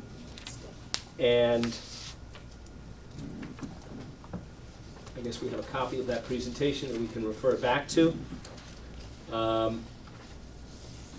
I am proposing that. Why don't you reiterate what it was? Yeah, I am proposing that we adopt as a recommendation to the county the alternative 2. So if Forward. yeah, I would go. Why don't we forward a little back through? Forward, keep going. I'll stop you. There we go. Okay. So alternative 2, and I'll quickly reiterate. And actually, I should say I'm going to propose that we discuss adopting alternative 2, subject to amendments. One of which I would like to offer up. So the first thing is that as a change to current practice, whereby landing fees are one of those ways that the airport raises the money to fund the projects along the lines, to the extent that grants are not paying for it. And as we just mentioned, there are infrastructure projects like taxiway repaving that may be in abeyance because of concerns about cash flow and cash on hand at the airport, given many other commitments that have been made and are anticipated. So the landing fees, the county was considering and asked us to consider ways of changing and increasing landing fees in a fair and constructive way to help raise the funds that the airport needs to remain self-sufficient. And this is a summary of what a working group that I headed came up with. So number 1, who should be subject to the fees? Instead of simply visiting aircraft, this proposal recommends also following common practice at other airports that have these fees to charge based aircraft as well, but in this recommendation, only commercial-based aircraft where people are paying for tickets. So that would exclude things like flight schools. It would exclude privately operated aircraft. It would exclude corporate aircraft that are being used by the corporation for their business purposes, as long as they're based here at the county airport. But it would expand to fractional share operators, air taxis, charters, et cetera, who would begin paying the fees. And there are some other exemptions there. But Chris, why don't we move? Is this a time to ask questions about what you're proposing? Or you're just presenting? I'm just going to, for the purpose of the public, let me just quickly go through it, and then we can initiate our discussion. So currently the airport utilizes flat fees based on categories of weight. This proposal recommends we shift to what is again a more industry standard approach of a rate per 1,000 pounds of aircraft weight, specifically $3.50 for aircraft over 12,500 pounds and $7 for aircraft over 70,000 pounds. There's also a proposal to use a variable flat fee for light general aviation depending on the runway use. I intend to offer an amendment to change that based on input from last meeting and that I've sought out since then. We also we're looking to double the charge for landing fees when planes utilize the airport outside normal operating hours, during peak periods, like Fridays and Sundays, evenings, Friday and Sunday evenings, afternoon evenings, and overnight. Keep going, Chris. We were estimating, based on limited information, what kind of additional revenue would be produced. We also were noting that in addition to our current collection methods, there are alternatives. There's technology out there that can track who's coming in and out and automatically indicate who should be billed and how much based on aircraft weight, or actually do the billing for the county as well. That seemed worth exploring. And we were suggesting that the county could take some of these proposals and implement them, easily and quickly, and other proposals it may want to take further time to study, and it shouldn't be considered just an all or nothing proposition.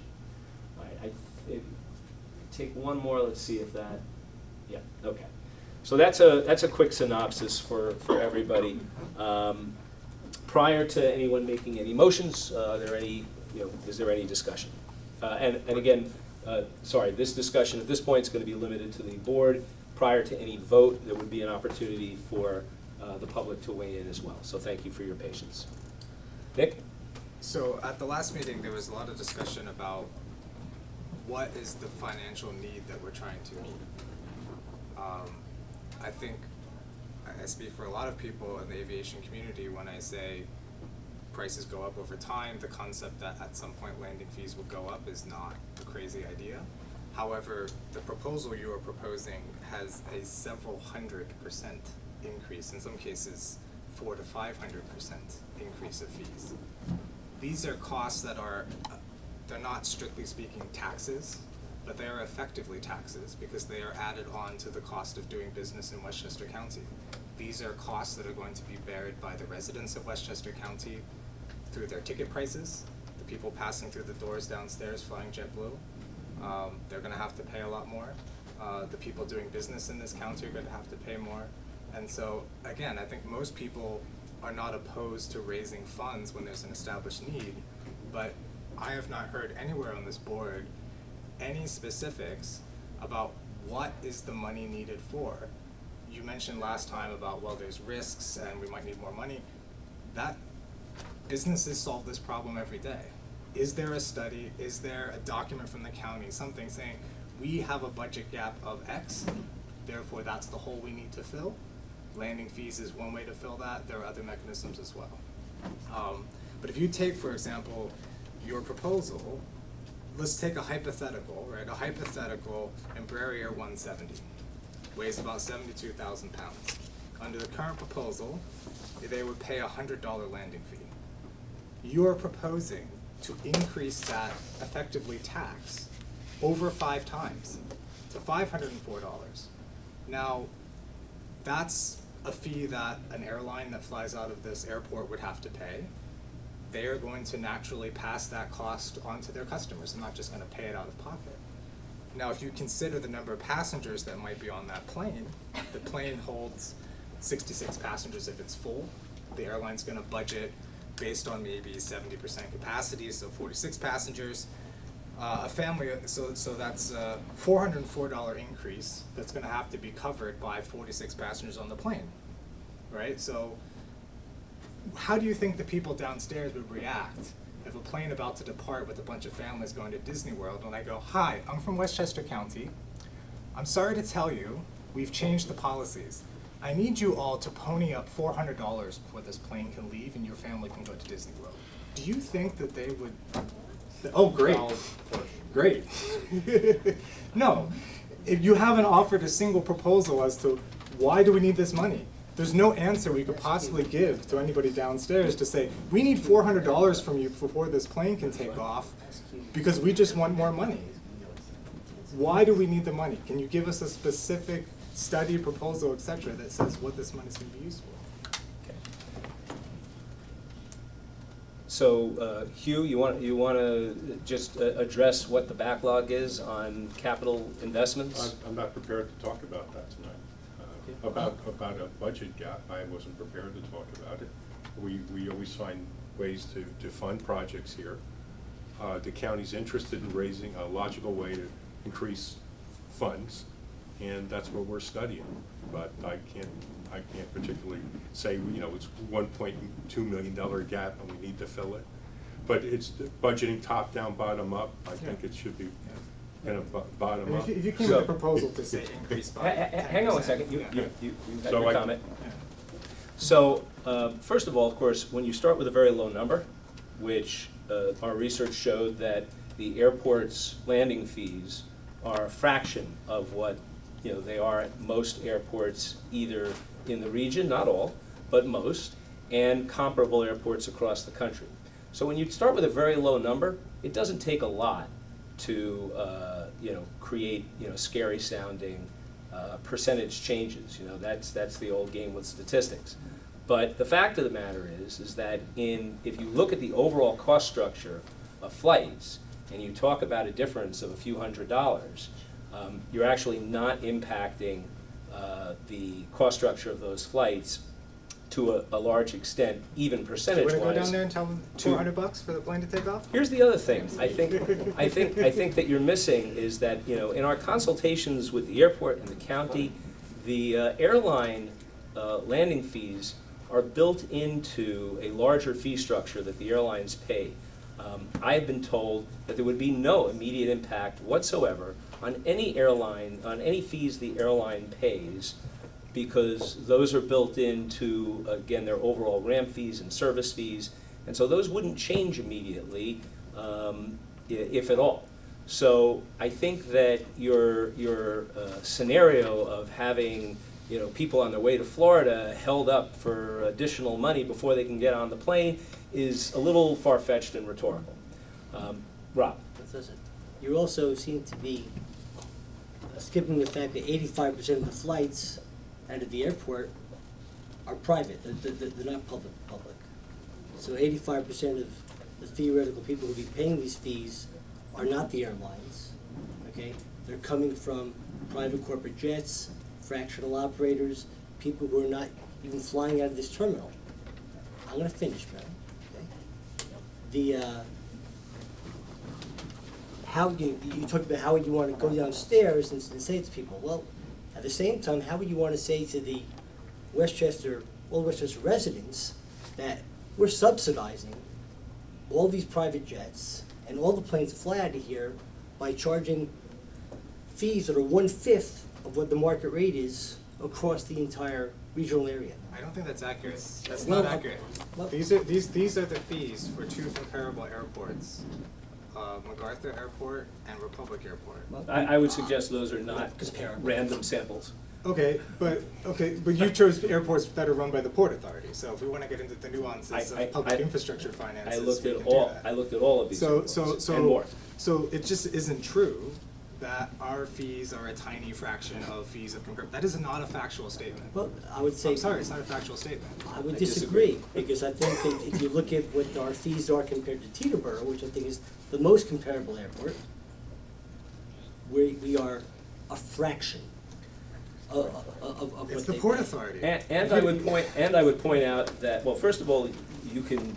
I don't know what relevance that has to the folks who are using our airport and need those conditions to be safe. But Nick, I would point out that it was not long ago that you were among the most vociferous of those supporting the need to get on with the paving of the runway for safety purposes, et cetera.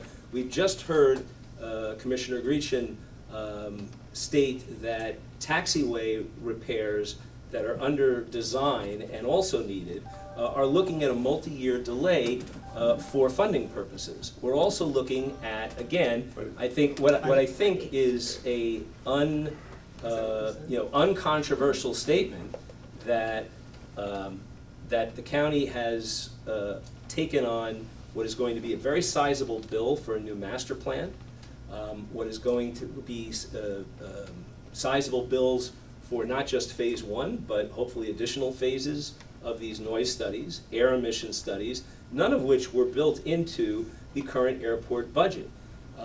In addition, the county is looking at a undetermined but no doubt, very large bill to deal with mitigation of groundwater pollution at the airport. And just because that hasn't been quantified yet, I don't think at all that it's good budgeting practices to suggest that what is a relatively small percentage difference in overall, 5%, 4% of overall airport revenues that, would be estimated to be impacted by these increased landing fees. Again, in the overall scheme of things, maybe a few $100s here or a few tens of dollars there for aircraft, again, mostly corporate and private aircraft, and mostly non-aircraft that are transient and not based at Westchester at all. In order to make sure that we have the funds, that the airport has the funds to conduct the studies, mitigate the impacts, keep the airport safe and running well. The county is also talking now about looking into potential improvements, et cetera, to the airport terminal. Money for that has to come from somewhere. And right now, the input that we've received from the county, from the chair of the Westchester County Board of Legislators, and from the county executive's office, is that there's a concern that the airport finances are not self-sustaining on the path they're on and need to be supplemented. And we were asked if that was going to be done with airport landing fees, how would we recommend doing it? So, are there other members that want to comment? No, I'll add something. So, to your point, Peter, there is sort of a savings account at the airport. To my understanding, that was sort of created by the county paying money into it at one point because the county was taking money from the airport and that was determined to be illegal. And so the county had to pay it back.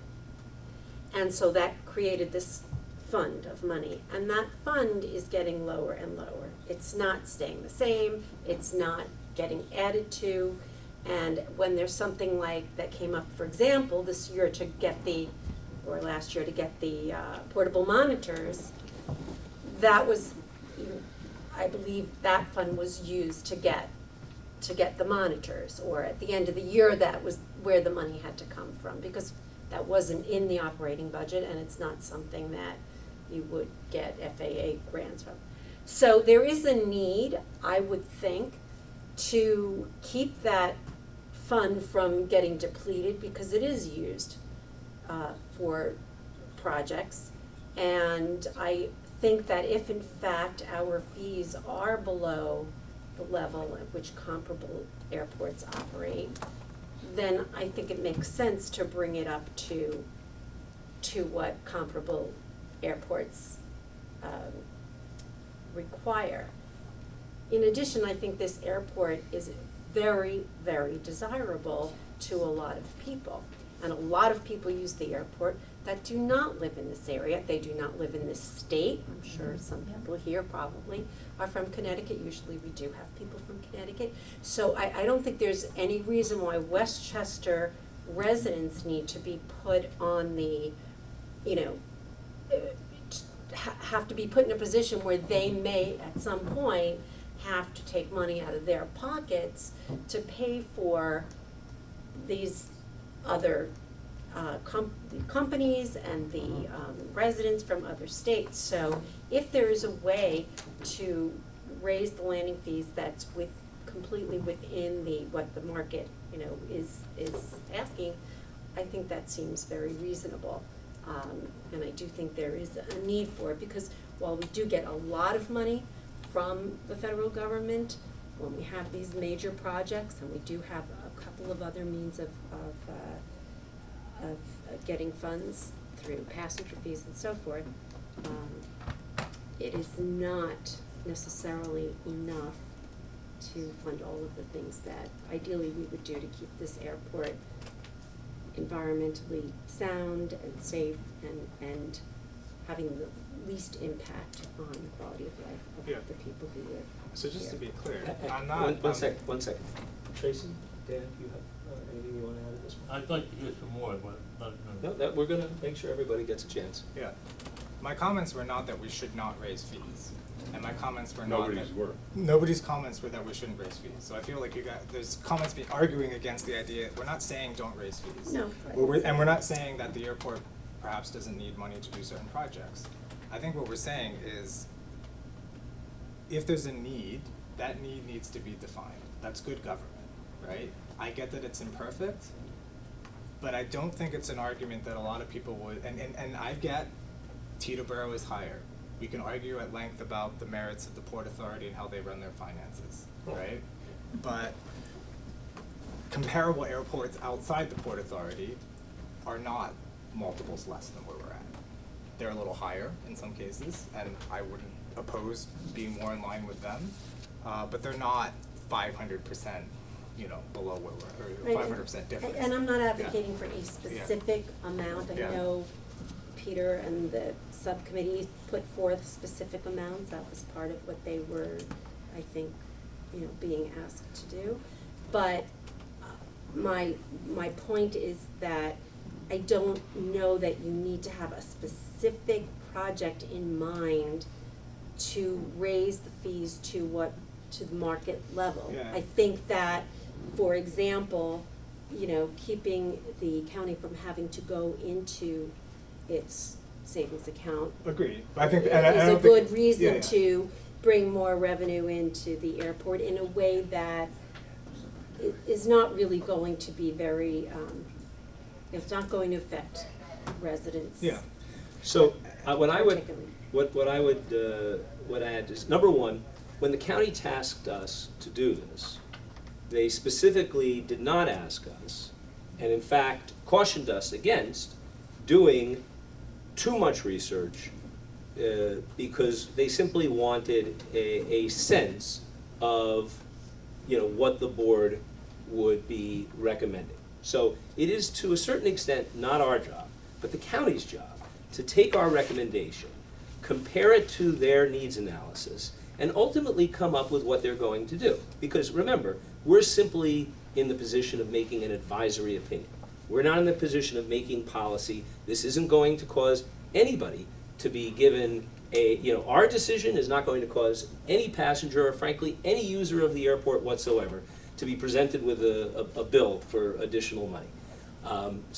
And we have been urged by the county to please conclude our process so that they can get on with theirs. That's number one. Number two is that several inquiries since last meeting were made to the county for guidance in how and whom to connect with to obtain more detailed financial information about the airport. Obviously everybody has a lot on their plates, but this was not such a priority for the county, knowing, however, that it was an open item on this topic. But it was not such a priority to the county that there was a rush to make that happen. So I would like to be here with additional information for you, but I think we can take as a signal, okay, that I'm not, and that I wasn't ushered immediately into somebody's office for that information, is that the county would like us to give our best opinion with the information we have. Number three, with respect to data, just to add some of my own, we're talking about approximately 25 airports that were compared, and that the data of which was shared with you and the rest of the members of this board, and that were what was the basis for coming up with some of these recommendations. Currently, the county's current charges equate to around $1 to $2 per 1,000 pounds of gross vehicle weight. Teterboro is at $4.38, Newark $7.44, LaGuardia $12.63, JFK $6.27. It's interesting, even amongst the Port Authority airports, Stewart is $1.53, I should add. So even amongst the Port Authority airports, there's a wide variety of charges, presumably based on their needs. And let's keep in mind that needs change over time. Rates can go up and rates can go down. And if the county feels after a certain amount of time, after it decides to adopt whatever rate change it ultimately chooses, that it's now in a surplus and a positive cash flow, it can, and I'm sure it would, consider reducing those rates again. But if we look beyond the current area, okay, we see Chicago Midway, $5.29 or $6.91, depending on factors we won't get into here. Santa Monica at $5.48. Oakland at $3.93. Martha's Vineyard at $3. Waterbury at $2.50. And Hanscom per thousand, and Hanscom at $2.76, and then going up from there on a sliding scale. We're proposing $3.50. Actually, your proposal at the for- high end is as high as $14. Well, actually, what we're proposing is $3.50 up to 70,000, above 70,000, $7, which of course corresponds to, for example, Teterboro's at $8.15 above 80,000, and we have proposed a doubling of that for overnight periods, again during the curfew, essentially during the curfew period, and other heavy traffic areas, which corresponds to what other airlines do, what other airports do during those periods percentage-wise as well. That's actually, now let's talk about that, because you cited in your proposal precedent for raising the fees at night as JFK. Are you aware? No, I'm sorry, I It's don't think listed that's right here. correct. Additional fee for flights outside normal operating hours. Yep. And during peak periods. Right, so JFK is a peak period example. Right, but you're trying to justify the overnight period, right? You're conflating two things here. You're conflating peak period surcharges with undesirable flight period penalties, right? JFK gives you a discount on your landing fee if you land in the middle of the night. Right. Right? Mhm. You're citing here as precedent JFK to double the landing fee on an already increased landing fee at Westchester to as high as $14 per 1,000 pounds. I think that's a misunderstanding and a misreading of what's on there, because essentially, as I said, I'm suggesting that several airports take steps to charge more either at congestion periods or at overnight periods. JFK happens to be an example, as is clearly laid out for you in the data, Yeah, but not of double. a congestion period, whereas some of the other airports mentioned in that list charge more overnight. Again, look, we can disagree, and there's no need for consensus here. There doesn't have to be unanimity on the board. It is fair to disagree. But what I'm concerned about is, as an advisory body. Yep. First of all, it's not clear at all what we're voting. Are we voting on this piece of paper? What are we voting on? What I proposed is that we vote on alternative number 2 from the proposal. Which is this piece of paper. Which is laid And out this on that piece of paper cites as precedent against your proposal to double the landing fee. You're implying very strongly by saying precedent in red, listing a bunch of airports, that your proposal to double the landing fee overnight has some sort of precedent in the region. However, when I looked at the data, here's example Republic Airport. Republic Airport charges no increased landing fee at night. Islip Airport, which is another one relatively comparable to Westchester, does charge an increased landing fee, but not double. It goes from $2.50 to $3.75. It doesn't go from $2.50 to $5. Correct. Right?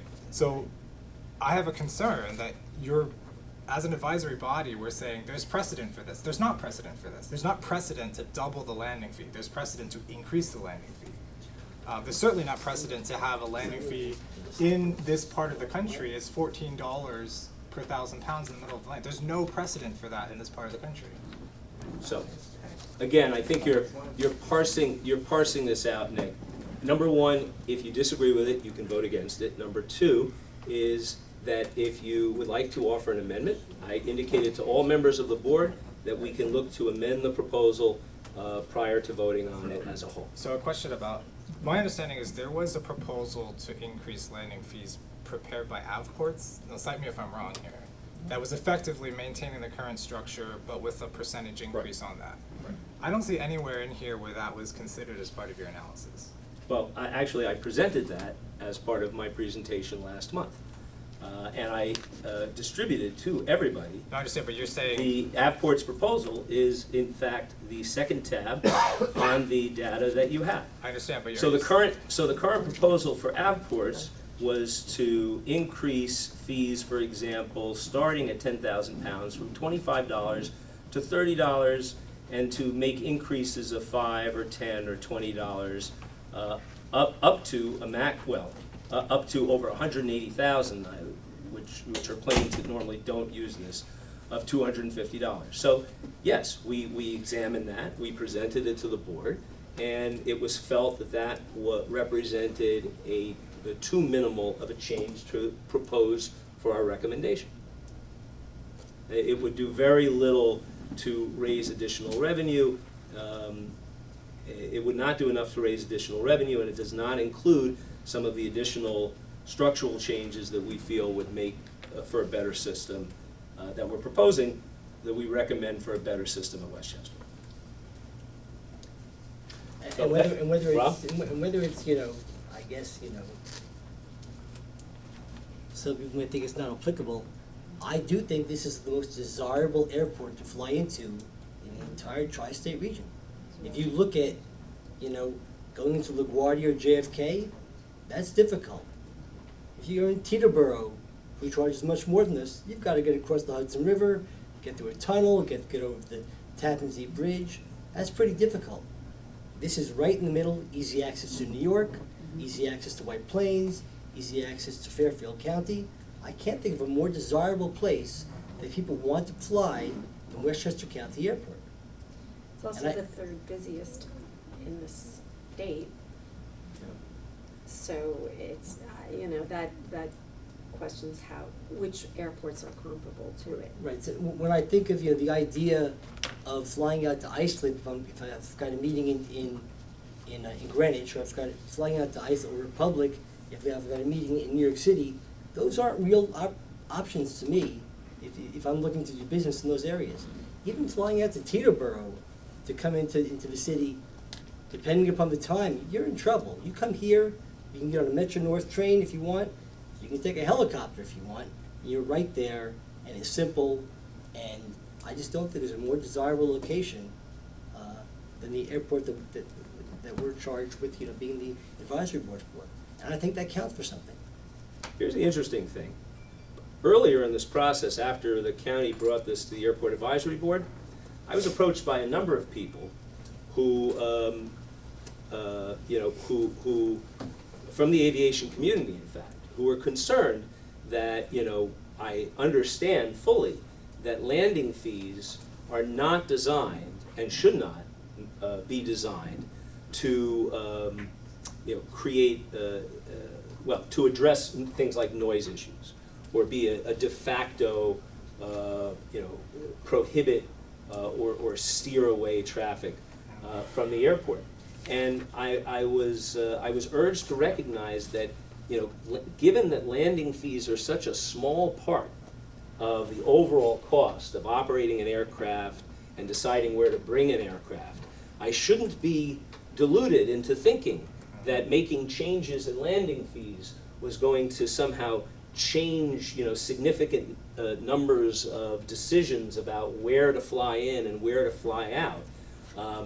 So I find it ironic in a way that I'm now hearing that the impact of these fees, which, you know, call it larger, call it smaller, it's certainly, you know, the basic fees are well within the parameters of other airports in the area, are somehow going to be noxious and prohibitive in their impacts.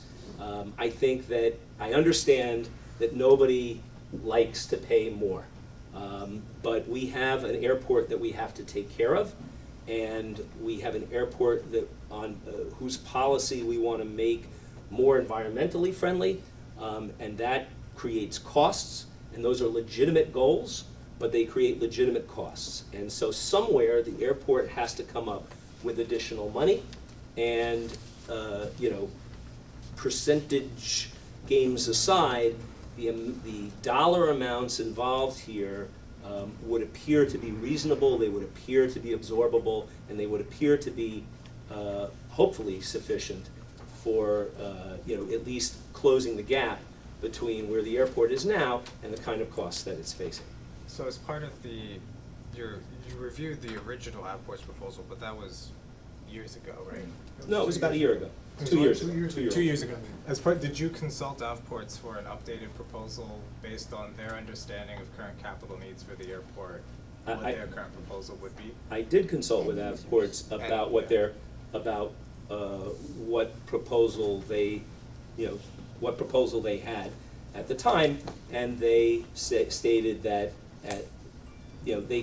they stated that they had a current proposal and that they could always make another proposal afterwards, but for now they were sticking with their current proposal.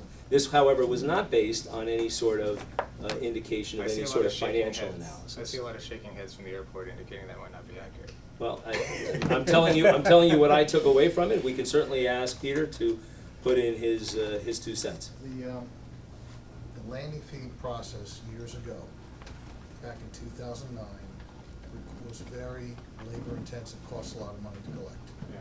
Okay, so what we did was we changed it. We actually modified and changed it to the point where even the way we were doing it, the Port Authority looked at how we were doing it because we saved so much money on it. It cost us back in 2009, it cost us $238,000 just to collect landing fees. Because we had to have staff on board to write down every tail number that came in, every G8 pilot that came in. We had to write all these things down. We had postage, we had letters, we had paper stock, we had bad debt to account for. So these things all went away. We got away with it. What we did was we had the FBOs collect the landing fees. No cost to us. We saved $238,000 right off the bat. No bad debt. And what we did was we basically, on the airline side of it, instead of collecting a landing fee from them, we raised their turn fees. We added it into their turn fees. Airlines like to have one bill. They don't want to have a bill. Also, it was done because of complaints from pilots, people, operators.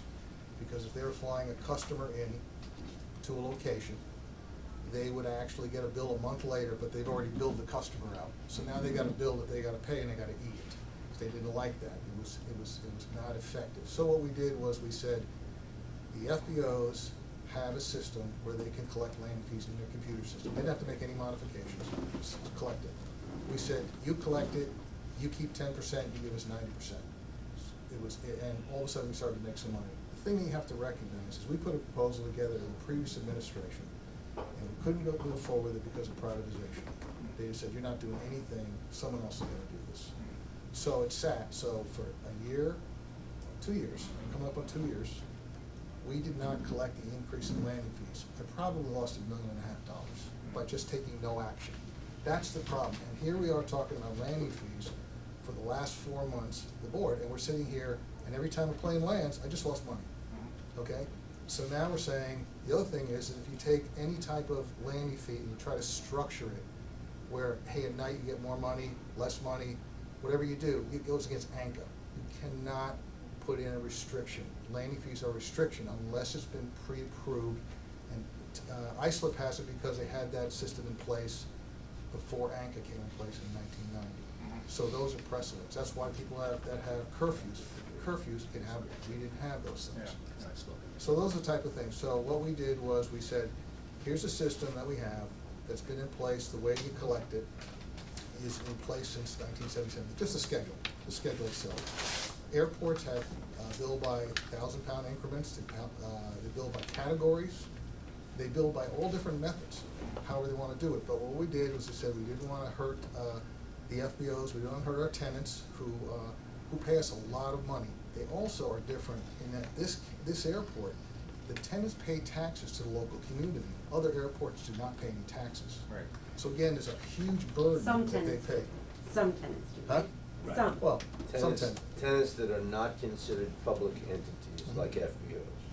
Such And as. some of the FBOs have special arrangements, so they do pay. Some pay and some don't. Right. It depends on what their lease says. But, well, it depends on whether or not they won a lawsuit, that's really where it came from.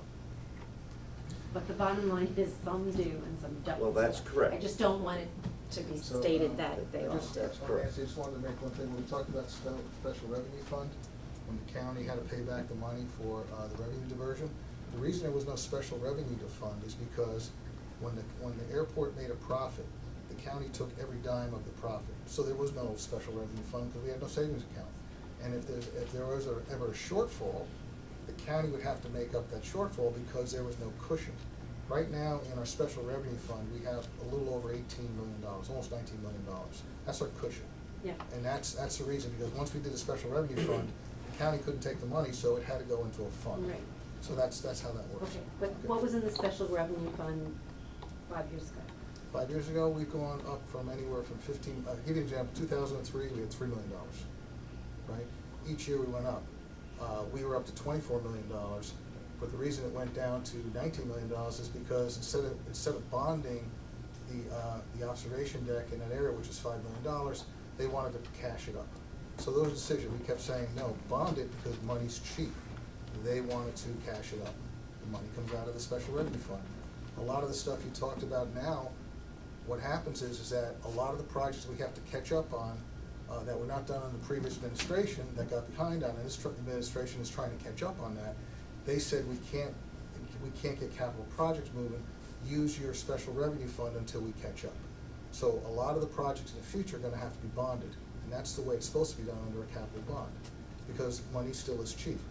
But that's the reason that we drew down to $19 million. It's still a good cash reserve, and it still keeps us healthy. So I am not an accountant, I am not a finance person, and I am not in a position to say yes or no on that. I do know that there are people on our legislature that believe that the county airport is not in good financial shape. And they think the fact that special revenue fund is going down and not either up or staying the same is a problem. I don't know if that is a problem or not. I mean, I understand the idea about, well, you know, you have a savings account and you don't wanna keep drawing it down. For whatever reason, there's always some reason why you might need to go into that fund.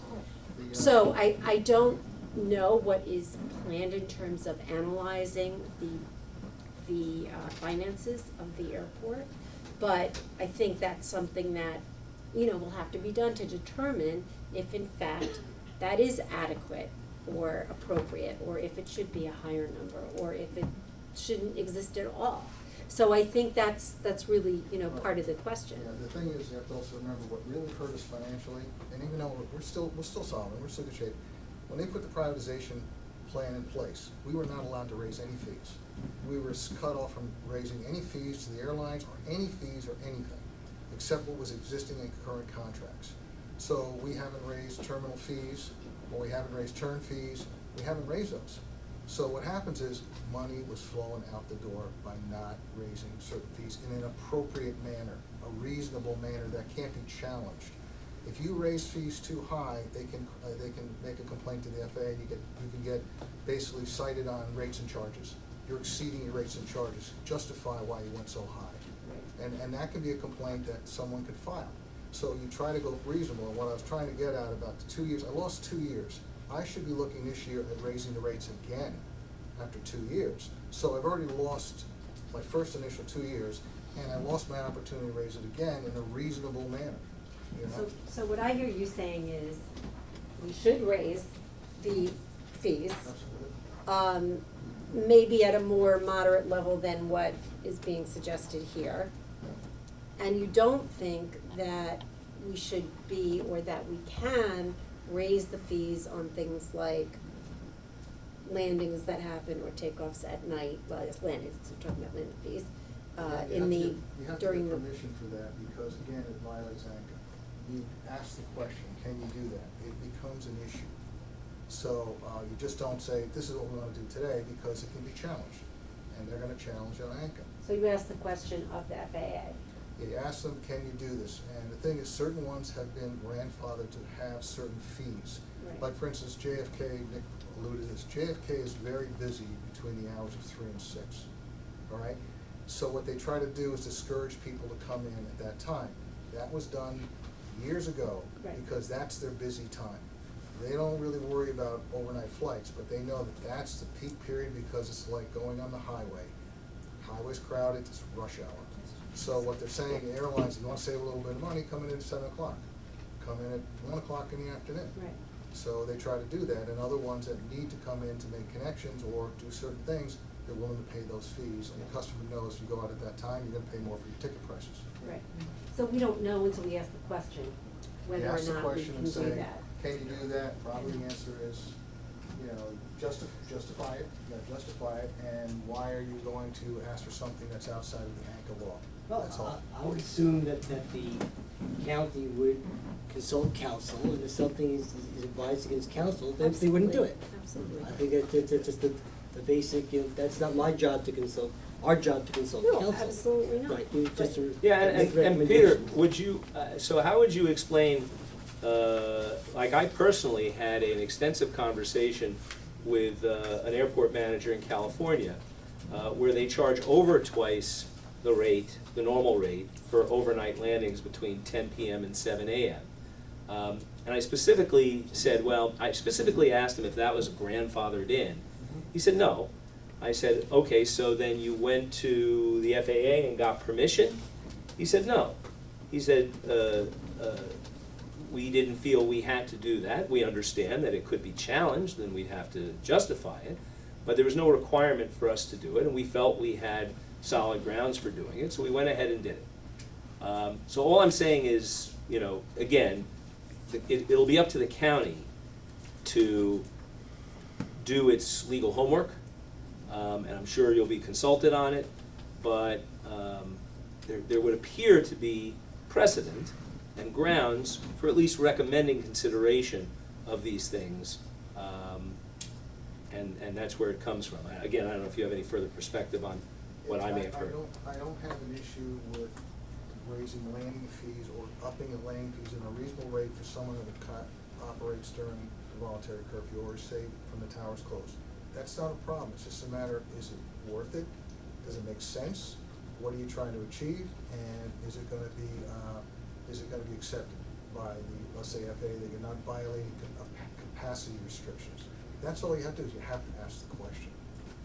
So right now, we're sitting here, just from my perspective, because I'm the airport manager and we put this in 2 years ago, it's frustrating when I see the fact that we're losing money every single day, because we can't make a decision on a landing fee. And what I told Peter, I said, Peter, just make a decision and let's get it moving. We can always discuss it after we raise it with the original proposal. Just raise it and then discuss it. But right now, it's just, I lost another 4 months of landing fees. And approximately, I know it's in the data Hang on, back, but approximately. so you had a question? Peter, you're the professional in this, okay? You've run this airport for many years. If I threw the ball to you and said, come back with what fees you think we should do, how much they should be, and nobody's fighting an increase, I don't hear that. I think if it was an independent agency that came to us and said, this is after a study, but I think Peter's my kind of guy, do it now. How long would it take you to come up with fees?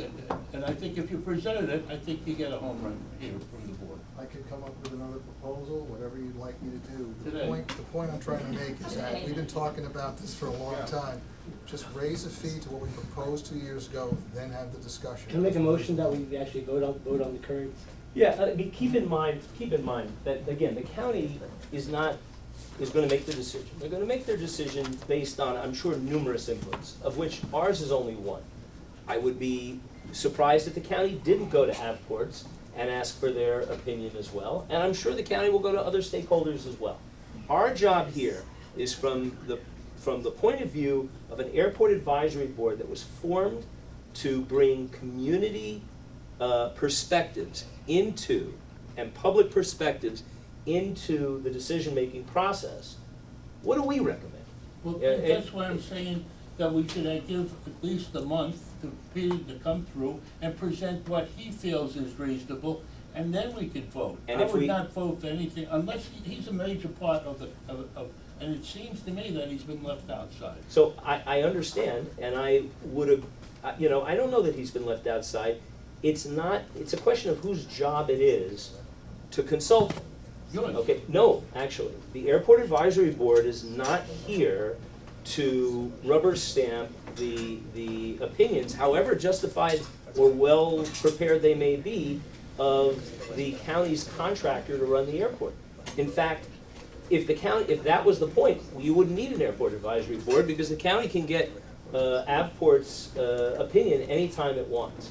We're here to provide our own independent perspective from a public point of view on what the county ought to do.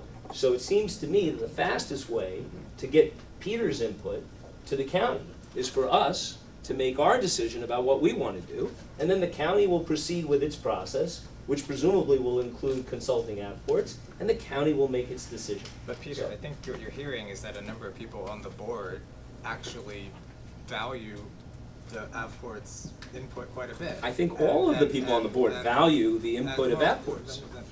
And so I see at odds here a very sensible proposal from the airport, which, approximately what was the fee increase? I know it probably varied a little bit, but I don't have it in front of me, but it was reasonable. But the Yeah. intention was that we were going to raise it modestly over periods of years to catch up, because we wanted to basically get back to a reasonable and justifiable rate structure. I'd like to make a motion again for us to take a vote on what? on the alternative that's been presented. Alternative 2. With with changes, or with, Well, as it's well, written on first you need- paper, first or you need with a what? motion, and People, then people can make a changes. motion for That's what I'm amendments. trying to ask what the motion is. Is it what's on paper? My understanding, we need a Or were you- motion to vote on what's on paper, and then you said you would take amendment suggestions afterwards. I'll accept amendments after we have the initial motion to make a vote on the proposal. So, but what is it to say, So, we think the county should consider this as they're considering what to do with landing? I mean, what is the actual language of what we are voting on? We're not just voting to say, here's proposal 2. we're advising the county But to adopt proposal 2. These are suggested rates, right? Right. But there should be a resolution that says what. Well, we have, traditionally, we haven't always had written resolutions. So we can absolutely make a resolution to adopt proposal 2 from last month's report. And we can adjust proposal 2 if we want to, or we can vote for it, or we can vote against it. But the last month, the point was to say that proposal 2 had been brought up that month, and so that it needed, it shouldn't be voted on I immediately. understand, okay, and you didn't, by the way, ever get back to, I know you were gonna take out, wait, a So portion of it. so again, You don't wanna once do that, once so we there's no- accept the Okay, proposal, I will accept I don't amendments. see it as being, to me, what you're saying, the motion or the resolution is that, that the board has considered this and they've discussed it, and these people have, done this study, and based on that, we think that the county should take this into consideration when they, are looking at. I analyzed the proposal, but not, I can't specifically vote on particular rates tonight. At 200 to 300% increase without, it's without the budget department analyzing it Yeah. and seeing its effect. Well, Because I don't know its effect. Right, well, that's why I'm saying, Whether it should be phased in over 5 years. The Exact same proposal, language, phased over 5 that's years. why it's It needs important. some more. it's and- important to say what you're actually. And that wouldn't be, we don't expect you to be an accounting firm to do that, but Right, I mean- I need more input from the budgeting department, the county, finance department, what this all means. And at the end of the day, with Avports, to see how it would affect, the industry as a whole in the airport operation. And those are your. Collection, everything that he brought up. And those are functions that the county can underdo. I don't think those are our functions to undertake. Exactly. I agree, but we have an awkward, the makeup of the board is kind of an awkward, you know, you've got two people who actually work for the county, and you've got one person who's representing the legislature. So to me, I would be happy to say, we have a subcommittee, they did this research, here's what they're suggesting, take a look at it. I would be happy to say that. I agree with that. I'm not gonna say, this is what you should do. Right, these are the We rates that I can't propose. say that, so that's Recommended. the wording you need, you can't just Right. say, here it is. What I would say is Just that present to everything that town. everything we suggest is implicit saying, this is our suggestion, since we have no rulemaking Yeah, well, rulemaking but power, that's- But so it's I still- think, I'm not sure there's a really substantive difference between those two things. All right, so look, It- why, yes, go on. Excuse me, I'm gonna disagree, because it is, if you're asking the board to pass a resolution that then is making a recommendation to the county executive that this is what the board recommends. When we don't have all the information, and we don't have the recommendation from the people who are most knowledgeable about the operations. And we've also now had called into question the actual revenue projections, because we hear that sometimes the revenue is otherwise. So that's why I'm not sure what you're asking us to vote on is real yet, but it certainly is not a recommendation. So, It might be a suggestion, is a very different language. so I would have no problem. Again, I agree with Peter, okay? I'm one of those who respects his opinion, that the priority should be to move this process forward and to allow the county to consider its, all the inputs, and undertake its own analysis. And I think the county, is bending over backwards to be considerate of us and our process, to conclude before it goes ahead and does that. So, I think that, in terms of recommendation or not recommendation, I think the county can draw its inference from how the vote goes, but I would be absolutely open to a motion to present this recommendation to the county for its consideration, and that would conclude the Airport Advisory Board's role in the process until or unless the county came back to us with any other specific suggestions. Can I propose an alternate motion? Feel free. I don't think you have a second to the motion yet, so I'm not sure if, technically I can do that. No, and I haven't even made a motion. I No, simply Robert said- made a I made motion. a motion. Oh, He made that's a true. It motion, hasn't I don't been- think you have a second yet to have an alternate motion, so Fair that's enough. why Fair enough. Robert's Rules of Order. All right, I'll second it so you can. No, Okay. I think it's I think you're suggesting that I'm suggesting you do need a second, because then that's when Now you're we can supposed to have the discuss it before discussion before you. So, So, second. so second, okay, so my alternate suggestion would be that the Airport Advisory Board is forwarding to the county executive's office the collection of data that we have now reviewed and put together as a suggested compilation of data for their own use.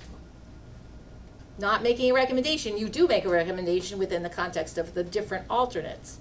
But I think we need to give them everything without making a specific recommendation, because we don't have all the information, but like you said, we don't wanna lose a month. How is that, I'm just curious, how is that different I'm from not, what I'm not Nancy recommending what proposed? I would not be able to agree with Robert's motion. I am not recommending any use, I am just saying we are forwarding all of the data that you've now collected. Right, I think that's The data on the essentially different landing what fees. Yeah, we're that's talking about what as I'm- well, right? that's- The date on the link. So we are Yeah. presenting, but I guess the only difference is, do we want to focus on resolution number 2 and the data supporting it, or the sum total of data? And I think that's mincing words. So I would ask, But that said, we have if you look at the data supporting it, you've gotta forward that, and then you've gotta explain all the data supporting it. I think you're just pouring it into a black hole, and it's gonna end up almost being worthless. No, I so disagree. the county's gonna review all the data. Yeah, I trust that the county will Yeah. review it, and the county has been here listening to the conversation. And by the way, we need to, before we take a vote on anything, and before it gets too late, I'd like to suggest that we pause and we allow any members of the public who are still here as per our, to make what I would ask be a very brief comment, if you so There's no wish. second on my motion yet. I'll So, second Norma's motion. Thank you. so now we have two motions. Yes. That are seconded, okay. Then you can go on to discussion. Fair enough. I'm glad to have you here to help me out with Robert's rules. Parliamentarian. Okay, yes, sir. My only comment would be that we pay the highest taxes of anywhere in the United States, and we're worried about having a median landing fee at the county airport. How much more, if this airport needs more county funds, Not county. do you at some point, Okay. for some reason, Fair enough, fair enough. do you expect the taxpayers to bear Right. at this point? We pay the highest rates for electricity, we pay the highest rates for taxes, we pay the highest property tax. What's the problem with the landing fees? And if you've looked at the structure of the airlines, of what they charge out of Westchester County, I don't understand the problem there either with them paying an increase in landing fees, because they basically upcharge this airport unconscionably. Thank you. So they're getting the profits from it. Anybody else? Yes.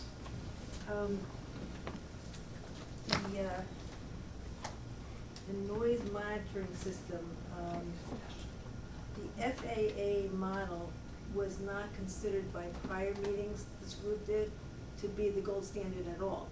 It was actually considered problematic because there was business concerns that were not for the benefit of the population at large. It was for company businesses, you know. So I just wanna suggest the third party. That's really annoying, but, you know, working in the government most of my life, third party always seems to be a good thing. That's not the business or the county, somebody that really speaks without any extra issues involved. And, thank you. All right. Anybody else? I'd like to make comments. Yes. There's also, and just, somebody correct me if I'm wrong, isn't there also an FAA regulation against, having lower than normal fees, okay, in order to attract airlines in traffic to your airport? And you're saying there's not. I'm not saying anything. I'm not aware of any No, he- regulation to entice people to use your airport. There are definitely regulations against discouraging people to use your airport. but I'm not aware of any regulations. I will say, there's a regulation against lowering your fees. But when nobody's recommending Nobody's lowering. recommending I'm lowering gonna the say- fees. And nobody's recommending keeping them the same. Hang No, on. I'm gonna finish talking. Yeah, I was gonna say, let Rob please finish. I would say that where our fees are based upon the actions of the previous administration, to me, strike me as a very concerted effort to keep our fees low and to keep the airport extra attractive for more traffic. That's my Disagree. opinion, you can disagree, but that's my opinion, and it's one of the reasons why we are the lowest in the area. I would just, And after a year, they make you go back to a market rate. so two quick Just, one. I'm going to just ask everybody to keep in mind that we have some We have- business to attend to, so have two maybe motions we on the shouldn't, table we shouldn't that allow, we we should really limit our sidebar discussion at this point, given the time. Yeah. So do you still want to respond? Yeah, nobody's proposing to lower the fees, and nobody's proposing to keep the fees the same. Tracy. Just want to make sure that's I clear. think the current fees Just are. hang on, Rob. Tracy? Can we say that this is a suggestion that we ask the county to consider? Can we say that? Is that a friendly Suggestion was the clarification word that to I your- used, Okay. okay? As opposed to saying it's a recommendation. I think that's the major difference between the language of the two resolutions. However, Rob's resolution is specifically recommending alternative number 2. Mine is recommending that we just send them all the data that we've collected and encouraging Okay. that they consider. I'm gonna suggest, you let me Call a know if I'm. question if you want. Well, but I'm gonna suggest a straw poll, okay? We have essentially an initial question before us as to whether to present this to the county as a suggestion for consideration versus as a recommendation of the Airport Advisory Board. and I'm gonna propose a straw poll vote of the board on that question. Does anyone object? I would start with the recommendation, because that's the stronger of the two. Fair enough. The recommendation Yeah. of proposal 2. Like, just put it to a vote. It's Yeah, a straw just- poll. Just put it to a You vote. have motions out there, you should call the question and just take a vote. All right. Well, again, understand that whatever we vote on now, it is still, the specifics of what we either recommend or suggest are still subject to amendment, right? So this is not a final vote. This is, in fact, I take that back. We probably shouldn't vote on either of these until I ask for, are there any motions to amend the content of the proposal? Right? We have. You can make a suggestion to alter, to amend, but then he's gonna have to amend his, he's gonna have to make the motion to accept the amended resolution. Fine. Okay, so that's what you're offering to do, because you wanna now amend number 2. Well, I do want to amend. Robert's So- got to Well, make or the you, motion. I suppose. That's Or you. fine. So, all right, fine. Then before we proceed, then let's consider amendments. So I would like to suggest an amendment, and that is item number 2 of alternative proposal 2, that addresses the variable fees for light general aviation based on choice of runway. Okay? I want to propose that we amend the overall recommendation, or in your case, Norma, suggestion, to eliminate that part of it, and instead to simply extend the $3.50 rate that currently would apply above 12,500 pounds to also apply below 12,500 pounds. Okay? That is my amendment. Is that a friendly amendment to you, Rob, or will you accept it, or? I would accept it under the condition that we add to the recommendations, suggesting that the county study how we can better utilize runways 11 and 29, since they are right now being utilized very lightly, and we are paying for full upkeep on those runways. It's a very underutilized asset. Okay. I have no problem with that. Norma, is that a friendly amendment to yours? With the caveat that they also need to consult Outports for their recommendation, again, related to that. Because if Outports is saying light GA should also go up, maybe some lesser proportion, I want them to consider that as well. Well, I mean, okay. Again, I don't have Okay. I don't have all the That's fine. information. So again, I'm simply, that's fine. I have no problem with both of those. Okay. So does that require now a vote on the Know amendment? that you need the seconds of each of the motions. Fine. Do we have a second for amending Rob's resolution? To eliminate? Nancy seconded it, so Nancy has to agree to the amendment. I agree to the amendment. All right. And Nick? Yeah. You agree? Yes. Okay, fine. Do we have any other amendments to be proposed to the substance of either motion? That is what we are going to wind up recommending or suggesting, assuming we vote in favor of either of those. Are you leaving in there the fees that you calculated? Yes. That's part of your presentation? Yes.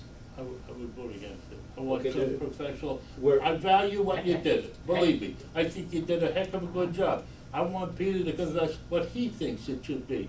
And based on that, if you threw it together, then I would vote be favorable about, but I don't like putting the monies down when I don't think we've done enough research, and Peter's involvement is critical. Okay, and that's fine, but that's not the question we're dealing with now. The question is, No, I do we- ask you, is that part of your amendment? Is that part of your No, I'm asking vote? I'm asking if you or any other board member has a further amendment you would like to propose to either of the motions under consideration. Do you want to propose amending any aspect of the recommendations or suggestions that were considered? I would propose that we That you- hold off on the rates until such time as we have closure on that, and just vote on what you're suggesting. I would go along with that, but if you're gonna include rates, then I would vote against. Fair enough, fair enough. Okay, any other amendment suggestions? No? Okay.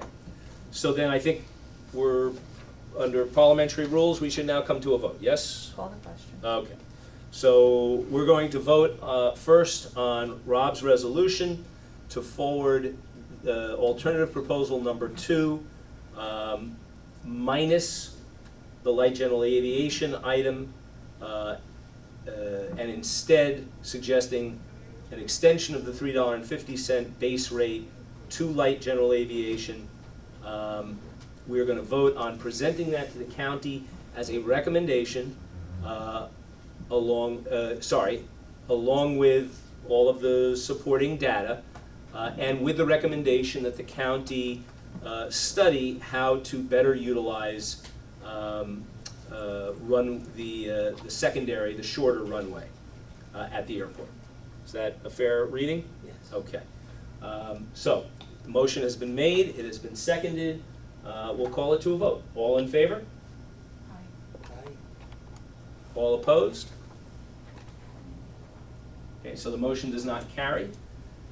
We will now move on to Norma's resolution, which is to present the same substance as was just described to the county as a suggestion for consideration.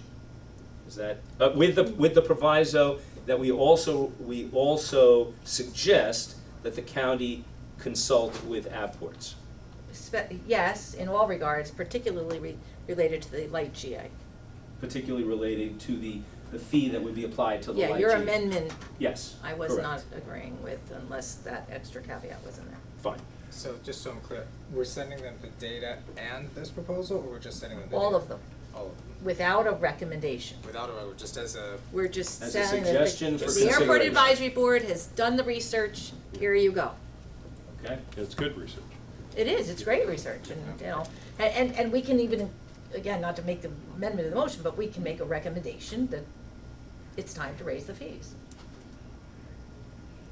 I just don't wanna make what those What fee fees are recommendations too. are, we gotta let the county do its job. All right, so what I'm hearing, and is that with an additional amendment, that the board recommends an increase in fees of an amount to be determined by the county.